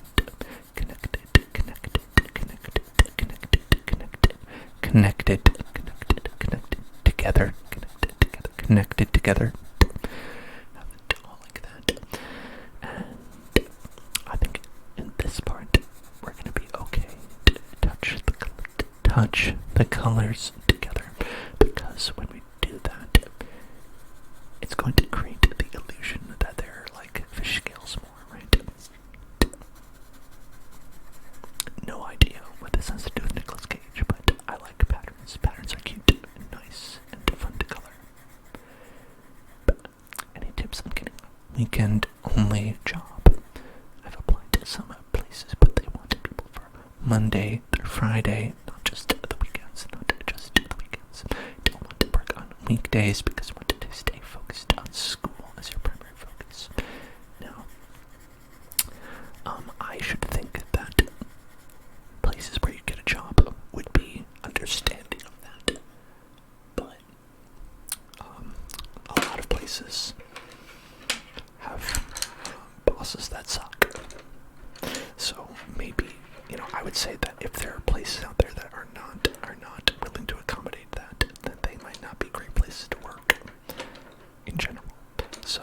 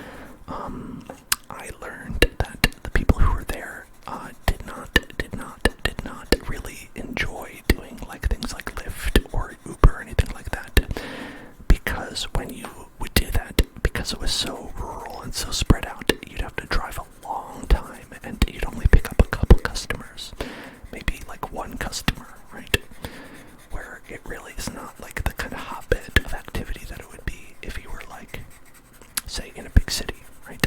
Or even a medium-sized city. So, you know, it really depends for that kind of stuff on the situations that you're talking about, the situation that you're in.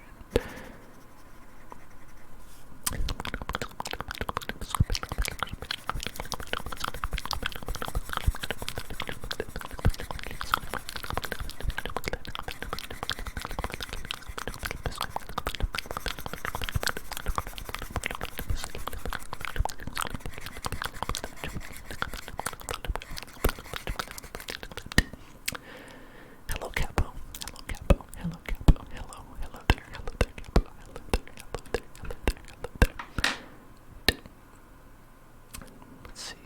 Already losing track of what colors we were using. That's a different blue. That's a different blue. That is a different blue. That is a different blue. That is a different blue. Okay, so not that one. Maybe we could do. Was it this one? No, was it this one? No, that's okay. That's still a different blue. That's still a different blue. So hard to keep track. So hard to keep track. To keep track. To keep track. To keep track. To keep track. That's still a different blue. You know what? It's fine. We're just gonna go with it. Just gonna go with it. Just gonna go with it. Just gonna go with it. Just gonna go with it. Just gonna go with it. Just gonna go with it. Put one of these up here as well. Can you get that? It's a very multicolored fish. This is a multicolored fish. It's a shiny fish. Shiny special fish. Shiny special fish. Special shiny special shiny fish. Special shiny fish.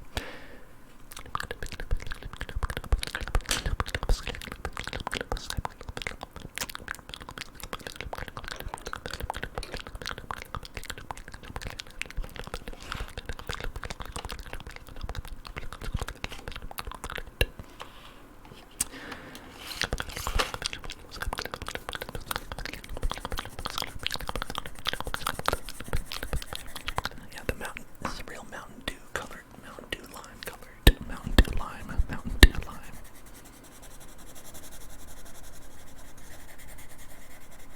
Mountain Dew, Mountain Dew, Mountain Dew, Mountain Dew, Mountain Dew, Mountain Dew, Mountain Dew, Mountain Dew, Mountain Dew, Mountain Dew. What flavor would you say Mountain Dew is? What flavor would you say Mountain Dew is? If you had to like say like this flavor, it's like definitely some kind of citrusy thing, right? I think it's like kind of hard for me to like pinpoint what I'd say like a Mountain Dew flavor is.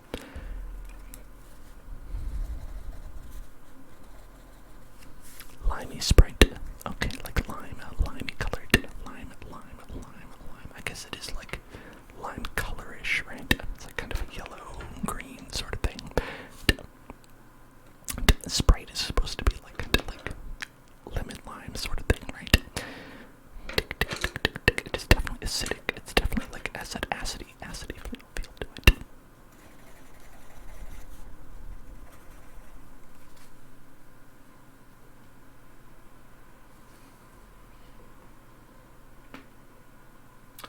Look at this beautiful fish creation we have.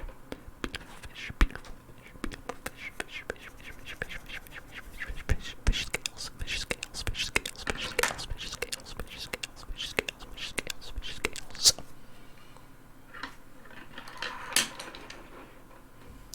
This painting is, yeah, it's pretty acidy, but it's pretty acid inspired.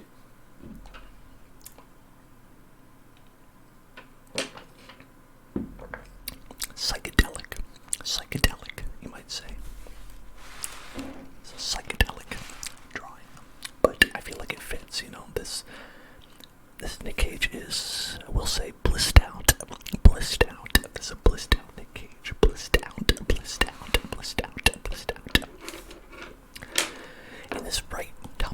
In this top left corner, I'm definitely getting like a Nickelodeon vibe, so I'm gonna go with this like big orange, this Nickelodeon orange.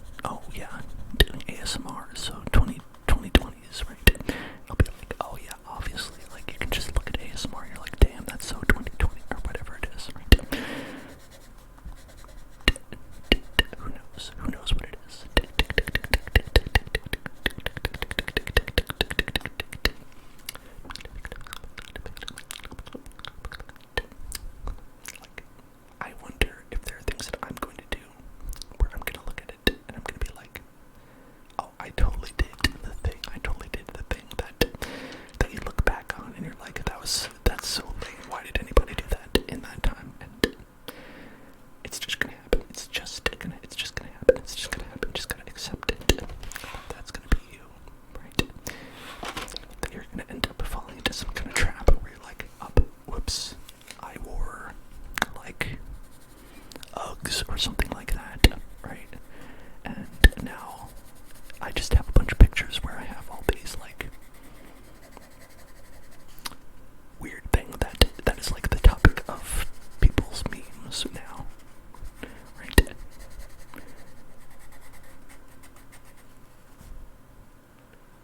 It is going to happen. It is a 100% certainty.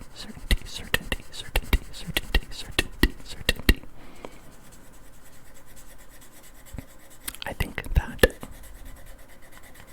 it happens the more you try to be fashionable, because that's probably the more likely that you're going to be doing the thing that everyone's like, oh yeah, okay, you did the thing, right? Like, if you got like a mushroom bowl cut, or if you did, or like, you know, those like spiky tips, those cool guy tips.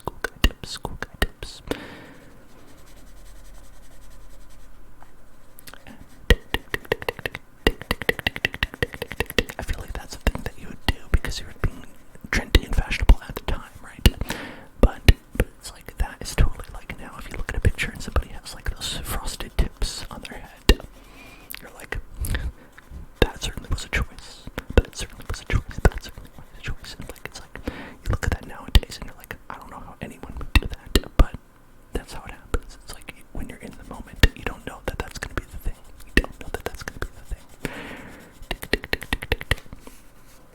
It's like, you know, like, hey, NSYNC was doing it, Backstreet Boys were doing it, right? Did I ever do frosted tips? Hell no. No, I didn't. And that's why I can say this. With pride, that I've never been fashionable, and I don't intend to start now.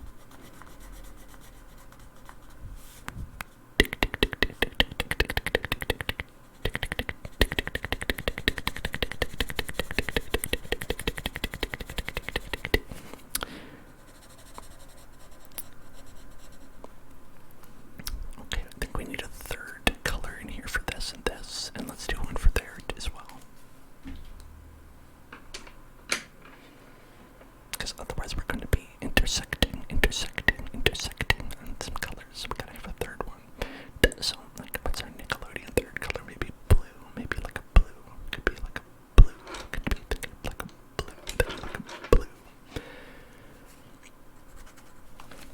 Yeah, I think that's good.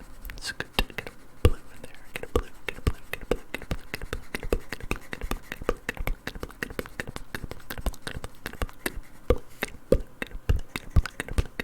couple blues.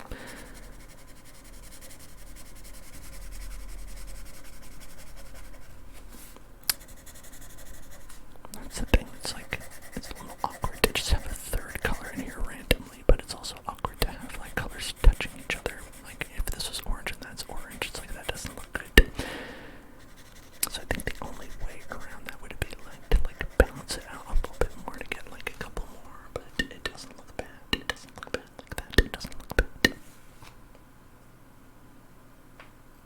Okay, we've got one more section here.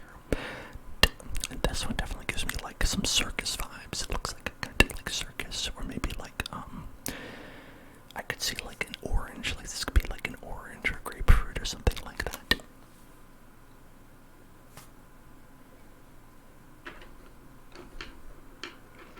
But why do we go with the circus big top, the big top, the big top, the big top, the big top, the big top, the big top, the big top, the big top, the big top?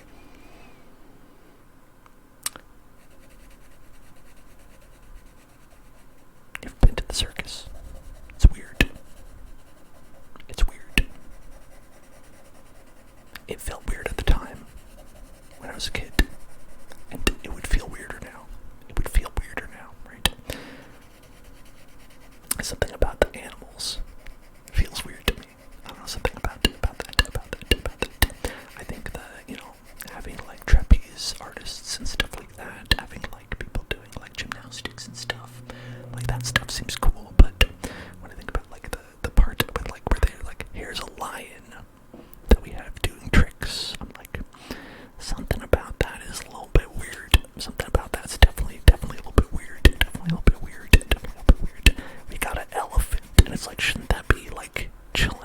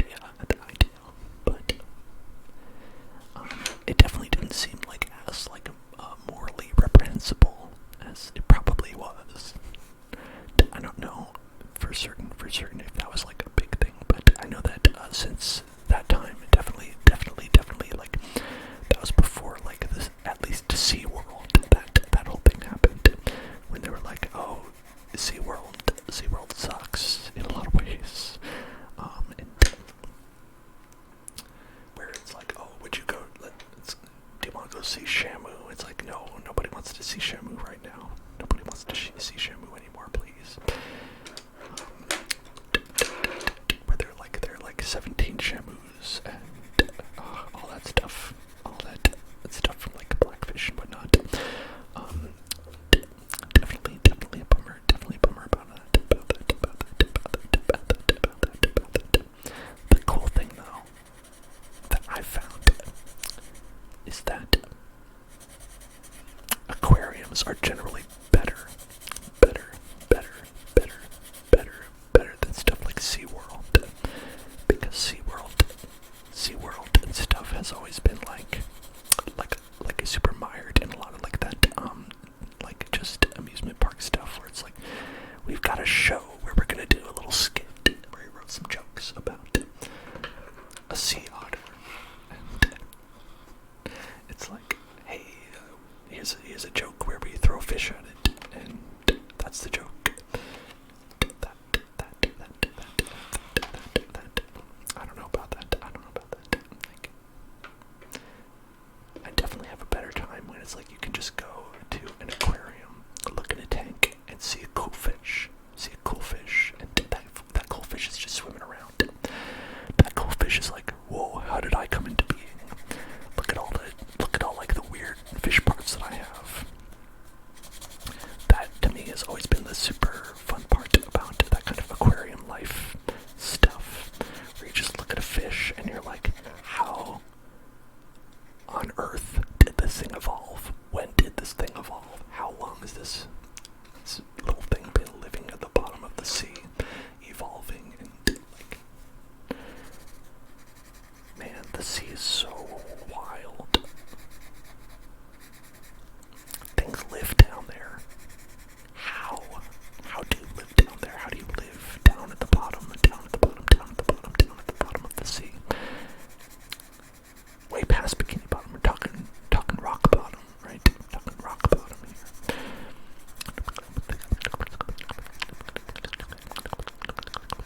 You're going to the butts,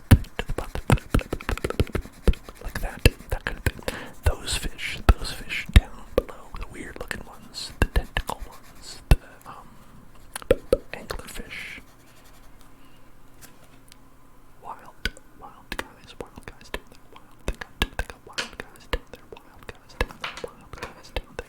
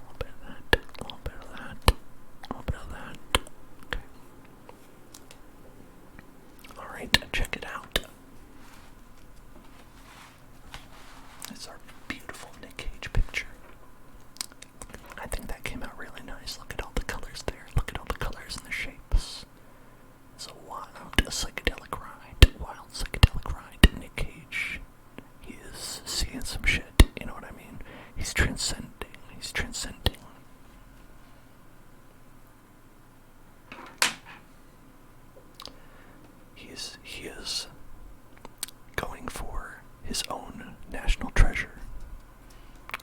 I hope we all find our own national treasures.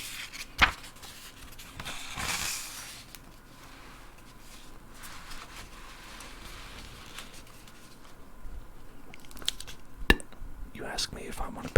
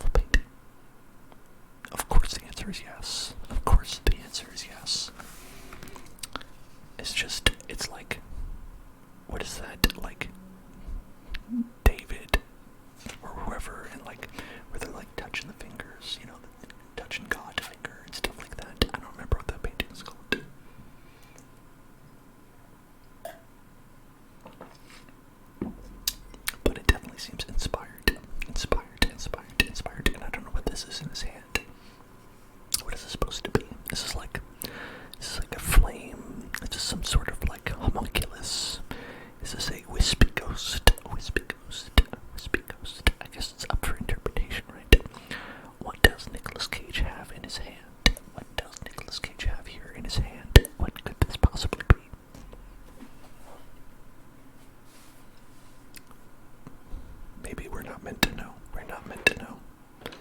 Mankind has played with science too much.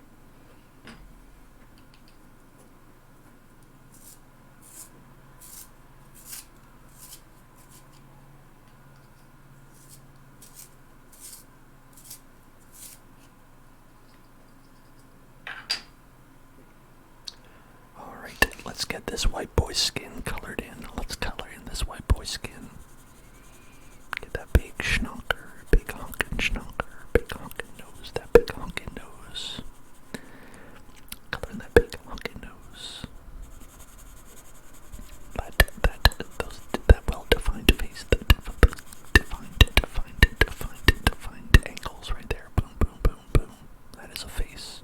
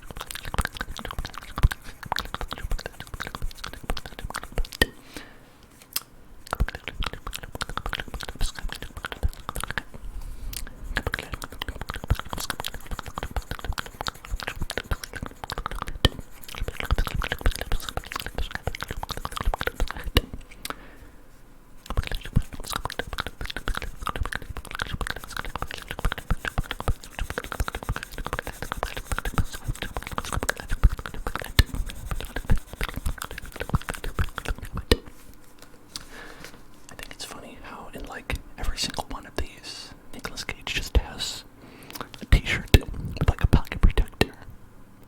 He's like in this like very intense picture, but he just has a t-shirt on. It's like you couldn't dress up nice for this Cage. Come on, put on a nice t-shirt at least. It doesn't have to have the pocket protector. Come on, at least get it fitted. Look at this fit. That's not tight at all. That is just.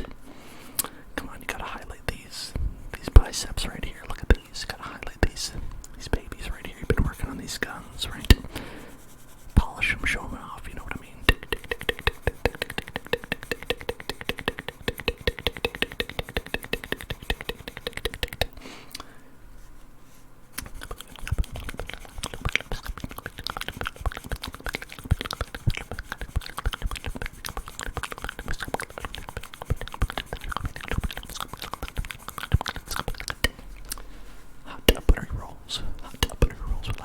Soft spoken. We can do that. So we're just gonna be coloring this arm right here. Getting a little bit right of the arm. Get some of that arm right there. And thank you, Shadow LR Unity. Thank you. IR witty, not Unity,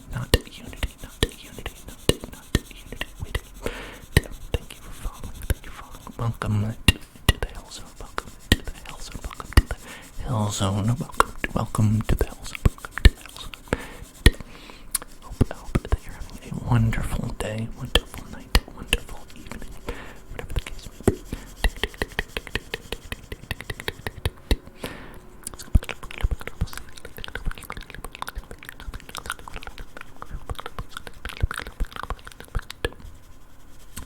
Look at this hands, as we said before. So difficult to draw, difficult. They've got so many bones in them.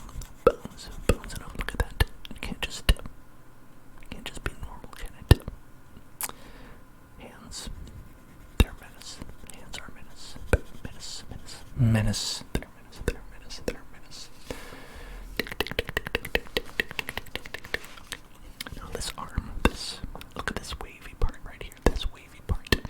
I don't know what muscle this is. What muscle is that? Or is it just lumpy? It's just worked out this one arm, but this one's just a lumpy boy, lumpy mess.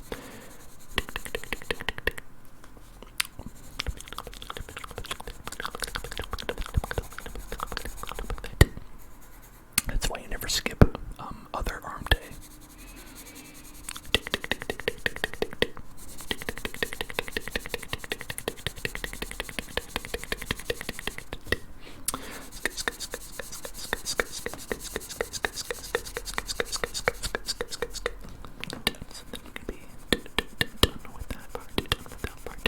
Done with that part.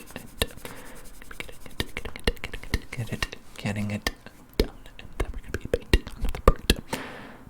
So that's gonna be perhaps the hair, that hair part,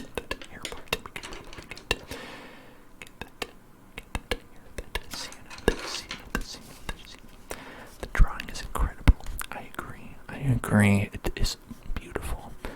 Beautiful big work of art. Beautiful work of art. Sienna. I don't know if this is really the right. It's probably a bit too red, but that's okay. It's alright. Just a nice little red hair. A little sienna.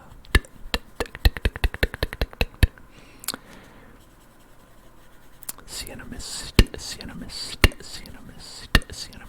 some sienna mist.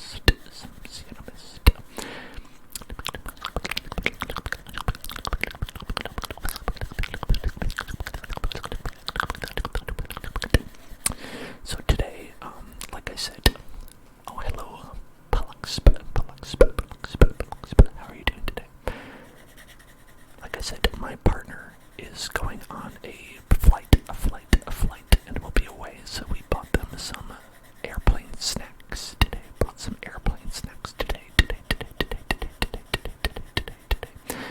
What do you all like to eat for airplane snacks? What do you like to have? And go on an airplane, do you like snacks? Do you like to bring snacks with you so you don't get hungry? Get hungry. And if so, what do you like?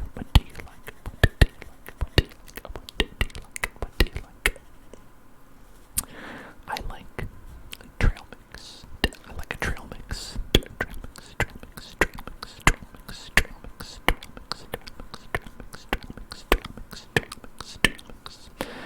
I think it can be. It's a pretty good one. A trail mix.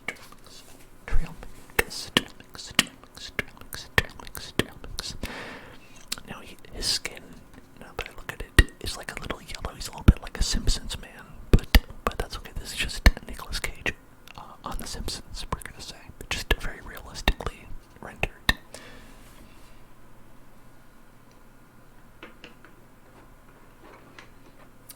Let's see, for the shirt, it does seem kind of like a white shirt. That kind of basic white shirt. But let's see. Let's do these rocks in the back and see how we feel. Definitely looking at a gray, I think, for those. These rocks in the back. The rocks in the back.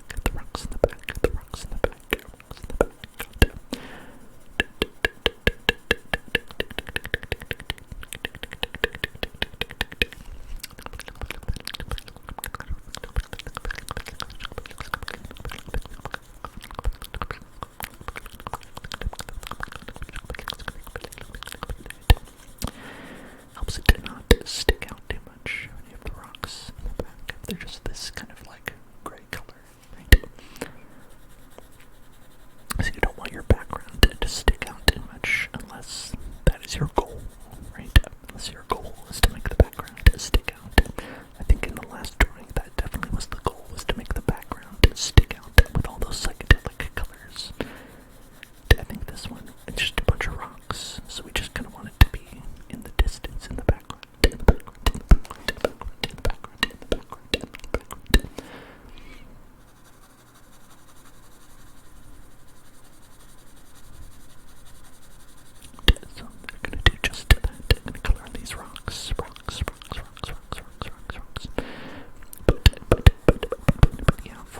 plain snacks, but I like a trail mix because you have a good mix of, different kind of crunchies and chewies to chomp on. And because it's pretty filling, right? My big problem with airplanes is that they don't give you food, really. They will come around and give you maybe like some pretzels as a snack. But if it's a really long flight, you could get hungry, And a lot of the time, if they are doing like a meal service, it's something you gotta pay for, right? You gotta pay for their meal service, and it's gonna be bad, and it's gonna be, in my case, probably not vegetarian.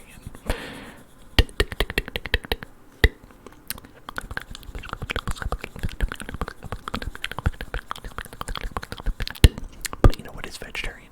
A bunch of nuts, M&Ms, and raisins. That's vegetarian. It's not healthy, but it's vegetarian.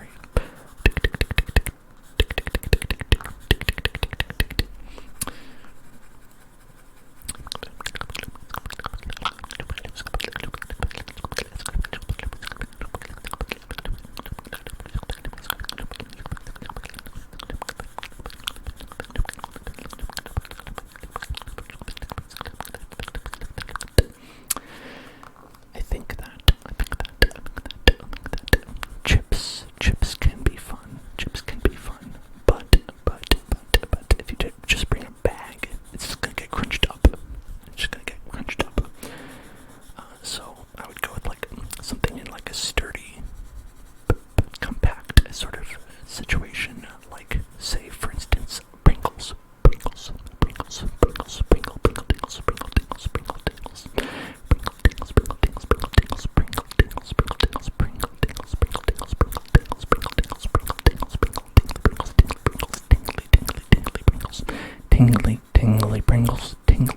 Tingly Pringles, something like that, because it's like kind of a sturdy container that it's in, and it's also pretty compact.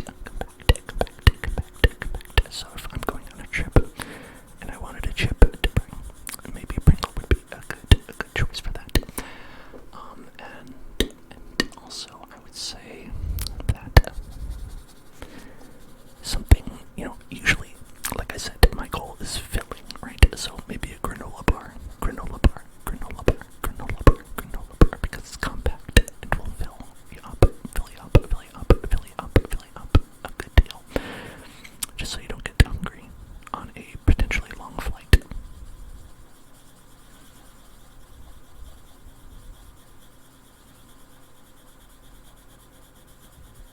And I'm trying to think if there's anything else that I would usually go for.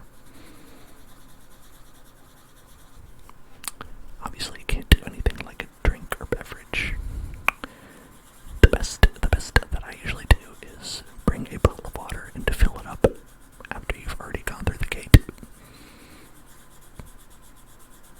That's what I would do with that part. But because like once you get inside, everything's super expensive. Like that's the main thing, is that I always try to do this preparation beforehand, because if you do it like after you've already gone to the airport, something's gone wrong. Something has gone terribly wrong. And it's like $20 for a bottle of water. And that's no good. Nobody likes that. Nobody wants that. Nobody wants that except the person selling it to you.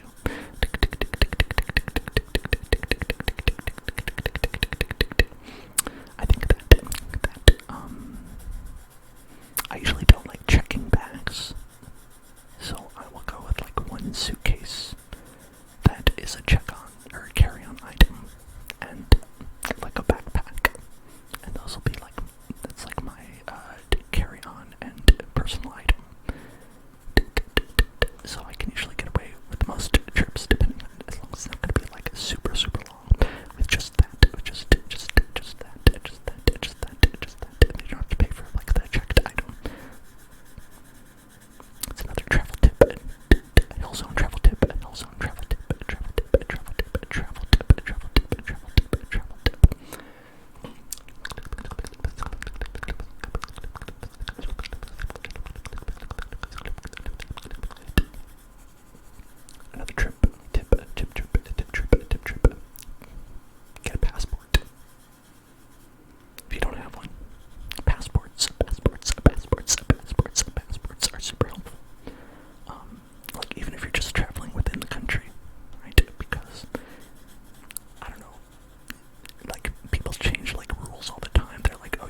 this, you need that, you need a real ID. I know that nowadays there's this thing called like the real ID that they're trying to get you to like upgrade from your ID that you have to your real ID.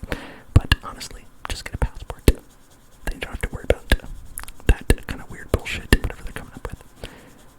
Just bring a passport, show it to them, and then you're on. It's no problem, no problem, no problem, no problem, no problem, no problem, no problem. You don't have to worry about any kind of stuff pertaining to IDs or people being like, oh, I don't know, you don't have this special thing. No, passport's all you need, as far as I know, unless they're changing that.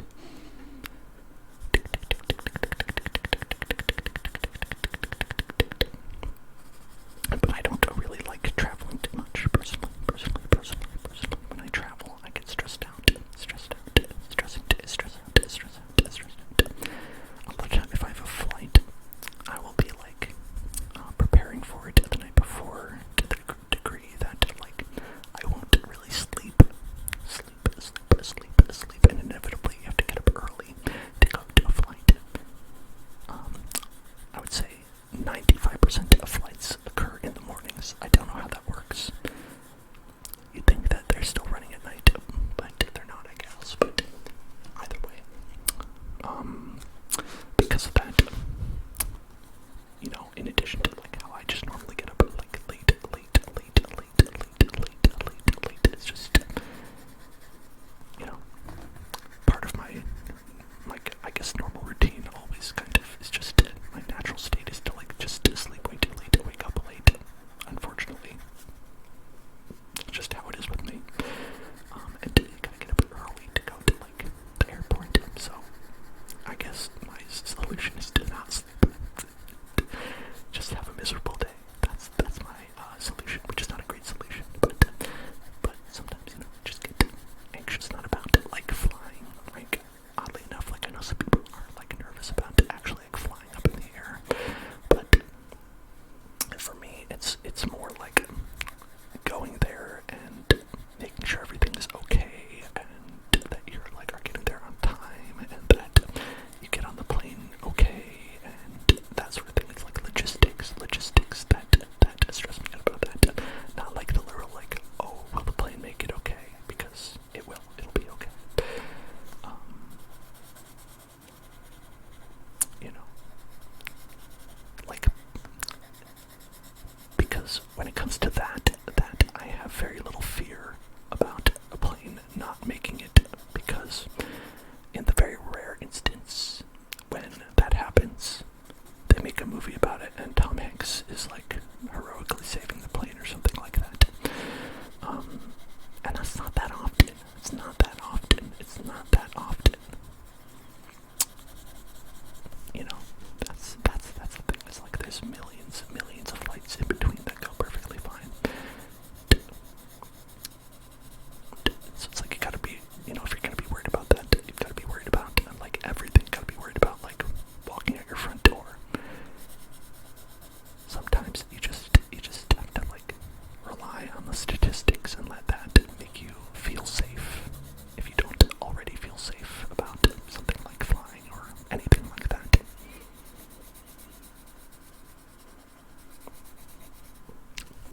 Soladilla says Da Vinci. Is that who made this? This like the hand touching, the fingers touching picture? I forget who made that one. So Da Vinci.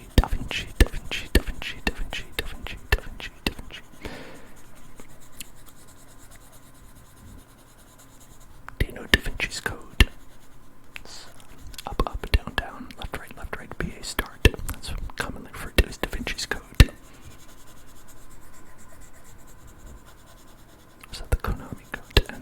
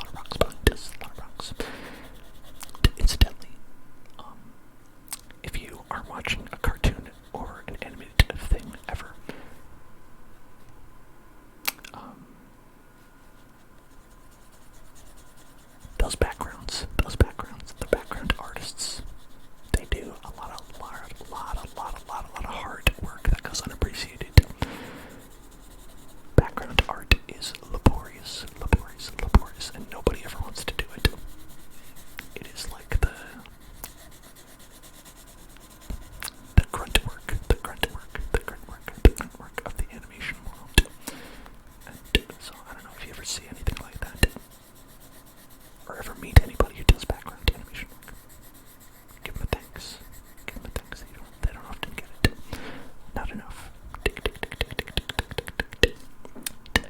DaVinci IRL Mona Lisa painting duplication glitch. Any percent.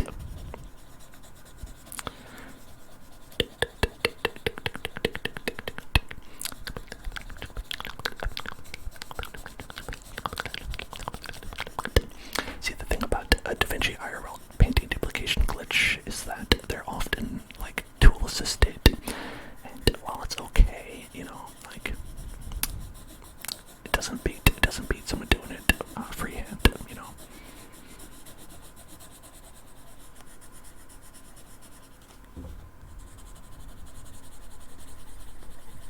A lot of rocks, a lot of rocks, a lot of silver rocks, a lot of silver rocks, a lot of silver rocks here.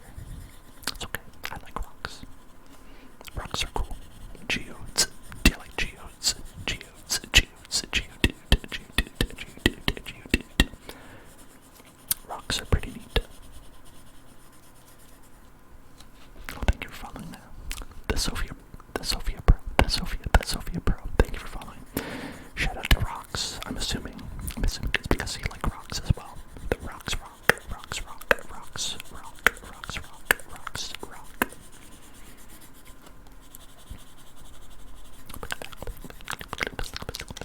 What's your favorite kind of rock? Do you like an igneous? Do you like obsidian? Do you like concrete? Do you like basalt?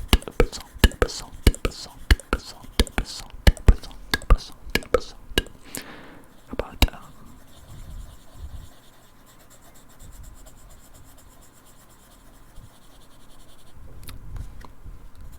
mud? Shale. Perhaps a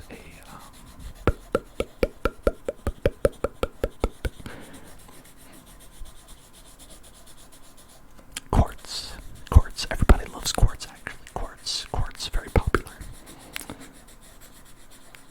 Here's the thing about quartz is that a lot of people are like, oh my goodness, it must have mystical properties. But it don't like, looks rad. It just looks cool. Solidell is asking who's playing New World.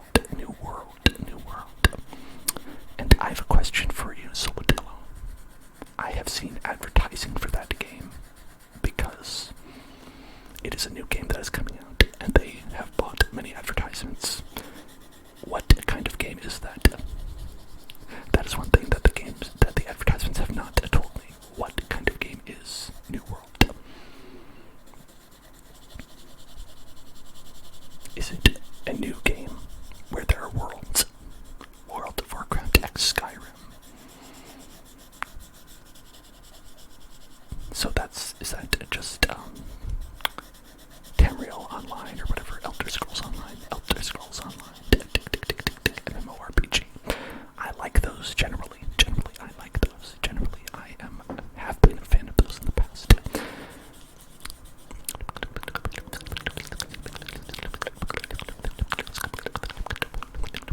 Perhaps I should check it out. I assume it's free to play, right? Oh, it's $40. $40 if I have $40 lying around. I probably would, I don't know, I've never had $40 lying around. I would buy a chocolate bar with that. I would buy a chocolate bar, and it would have the golden ticket inside of it. And I'd be so happy. I would give it to Grandpa Joe, and he'd be like, I was just lying about being too sick to get out of bed and help me with the chores. I'm gonna go with you to the chocolate factory. That's what would happen if I had $40 lying around. $40 of chocolate bars.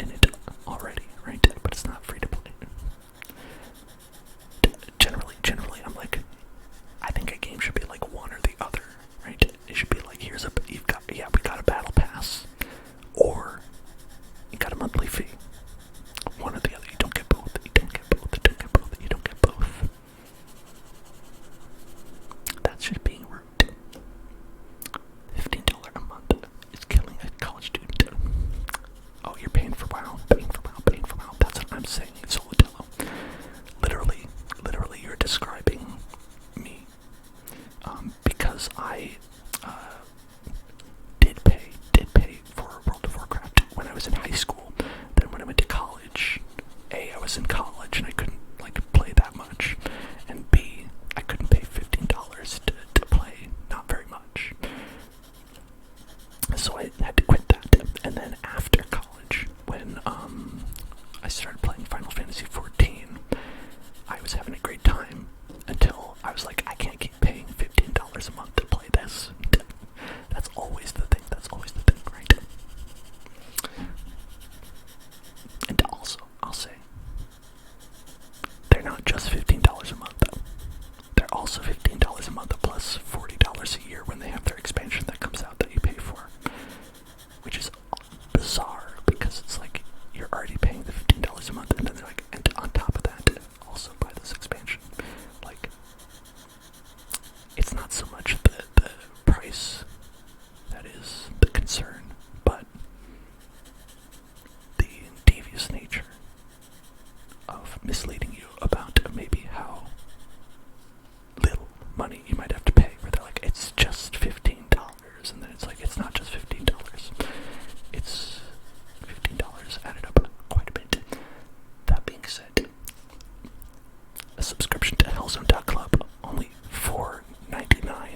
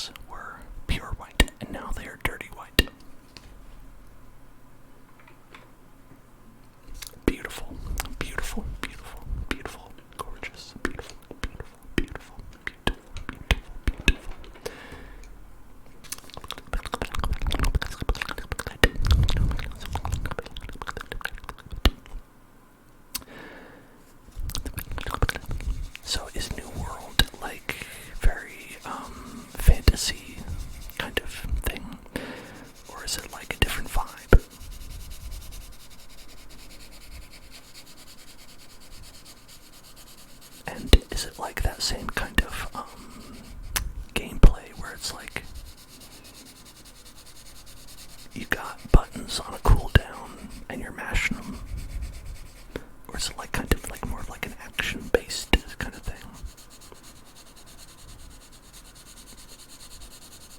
Because I know that a lot of MMOs were made that way, primarily to be able to be played on a large variety of devices. But that could still be the case because they could be targeting phones and stuff too, right? Humanoid charters, but setting in a magic island on Earth. Okay. So it's like kind of a fantasy thing like that.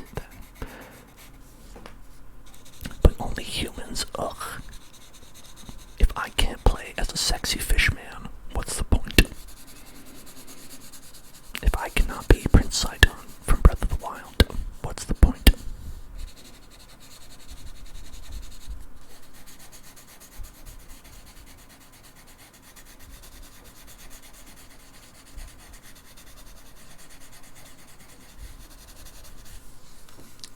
The sun.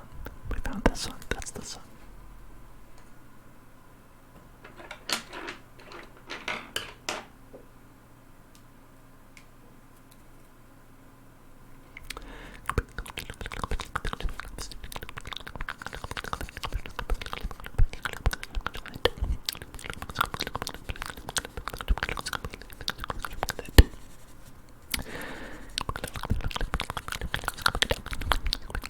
I see, so it's more action-y based, more action RPG kind of thing.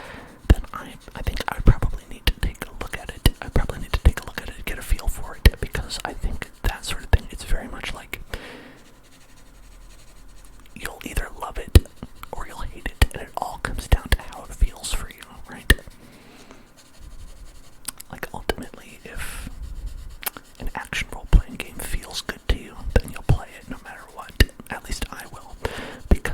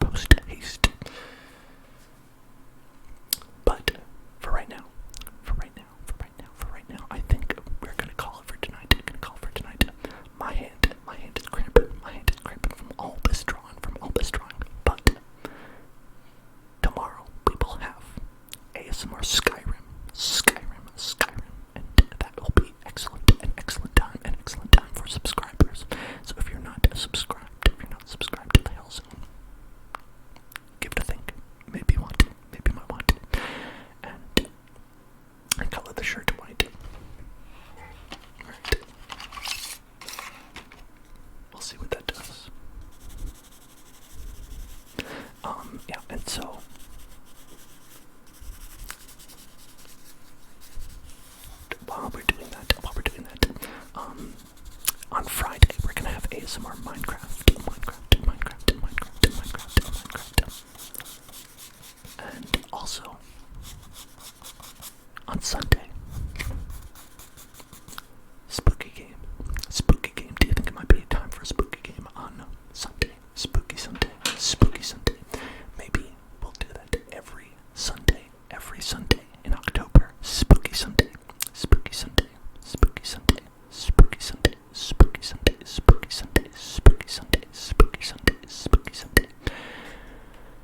And on Monday, Silvertail's asking, on Monday, ASMR New World, we'll see. Like I said, it is $40. I don't know if I can swing that, but we'll see. I'll definitely take a look. I'll check out footage of the game and stuff like that. We'll take a rain check on that. We'll see how that goes. But for tonight, that's gonna be it. Thank you so much for everybody being here tonight. I love you so much. I'm so glad that you were here. I'm so glad that you enjoyed watching me draw pictures of Nic Cage for 4 hours. That's quite special. It's quite a special bond that we have all shared together. And so thank you very much. And I'll see you in hell.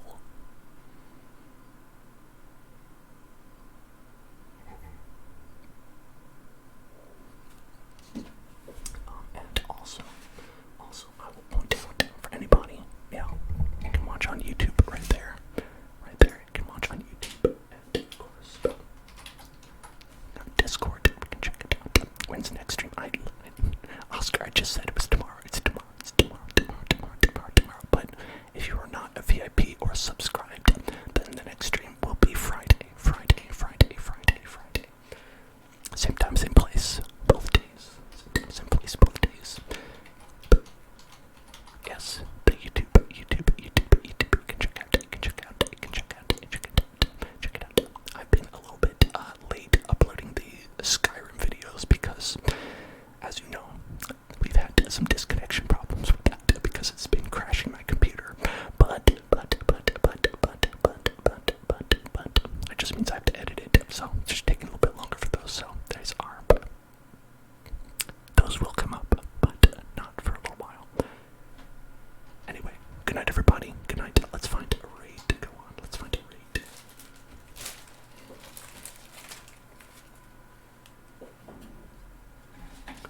You'll excuse the camera being not on my face.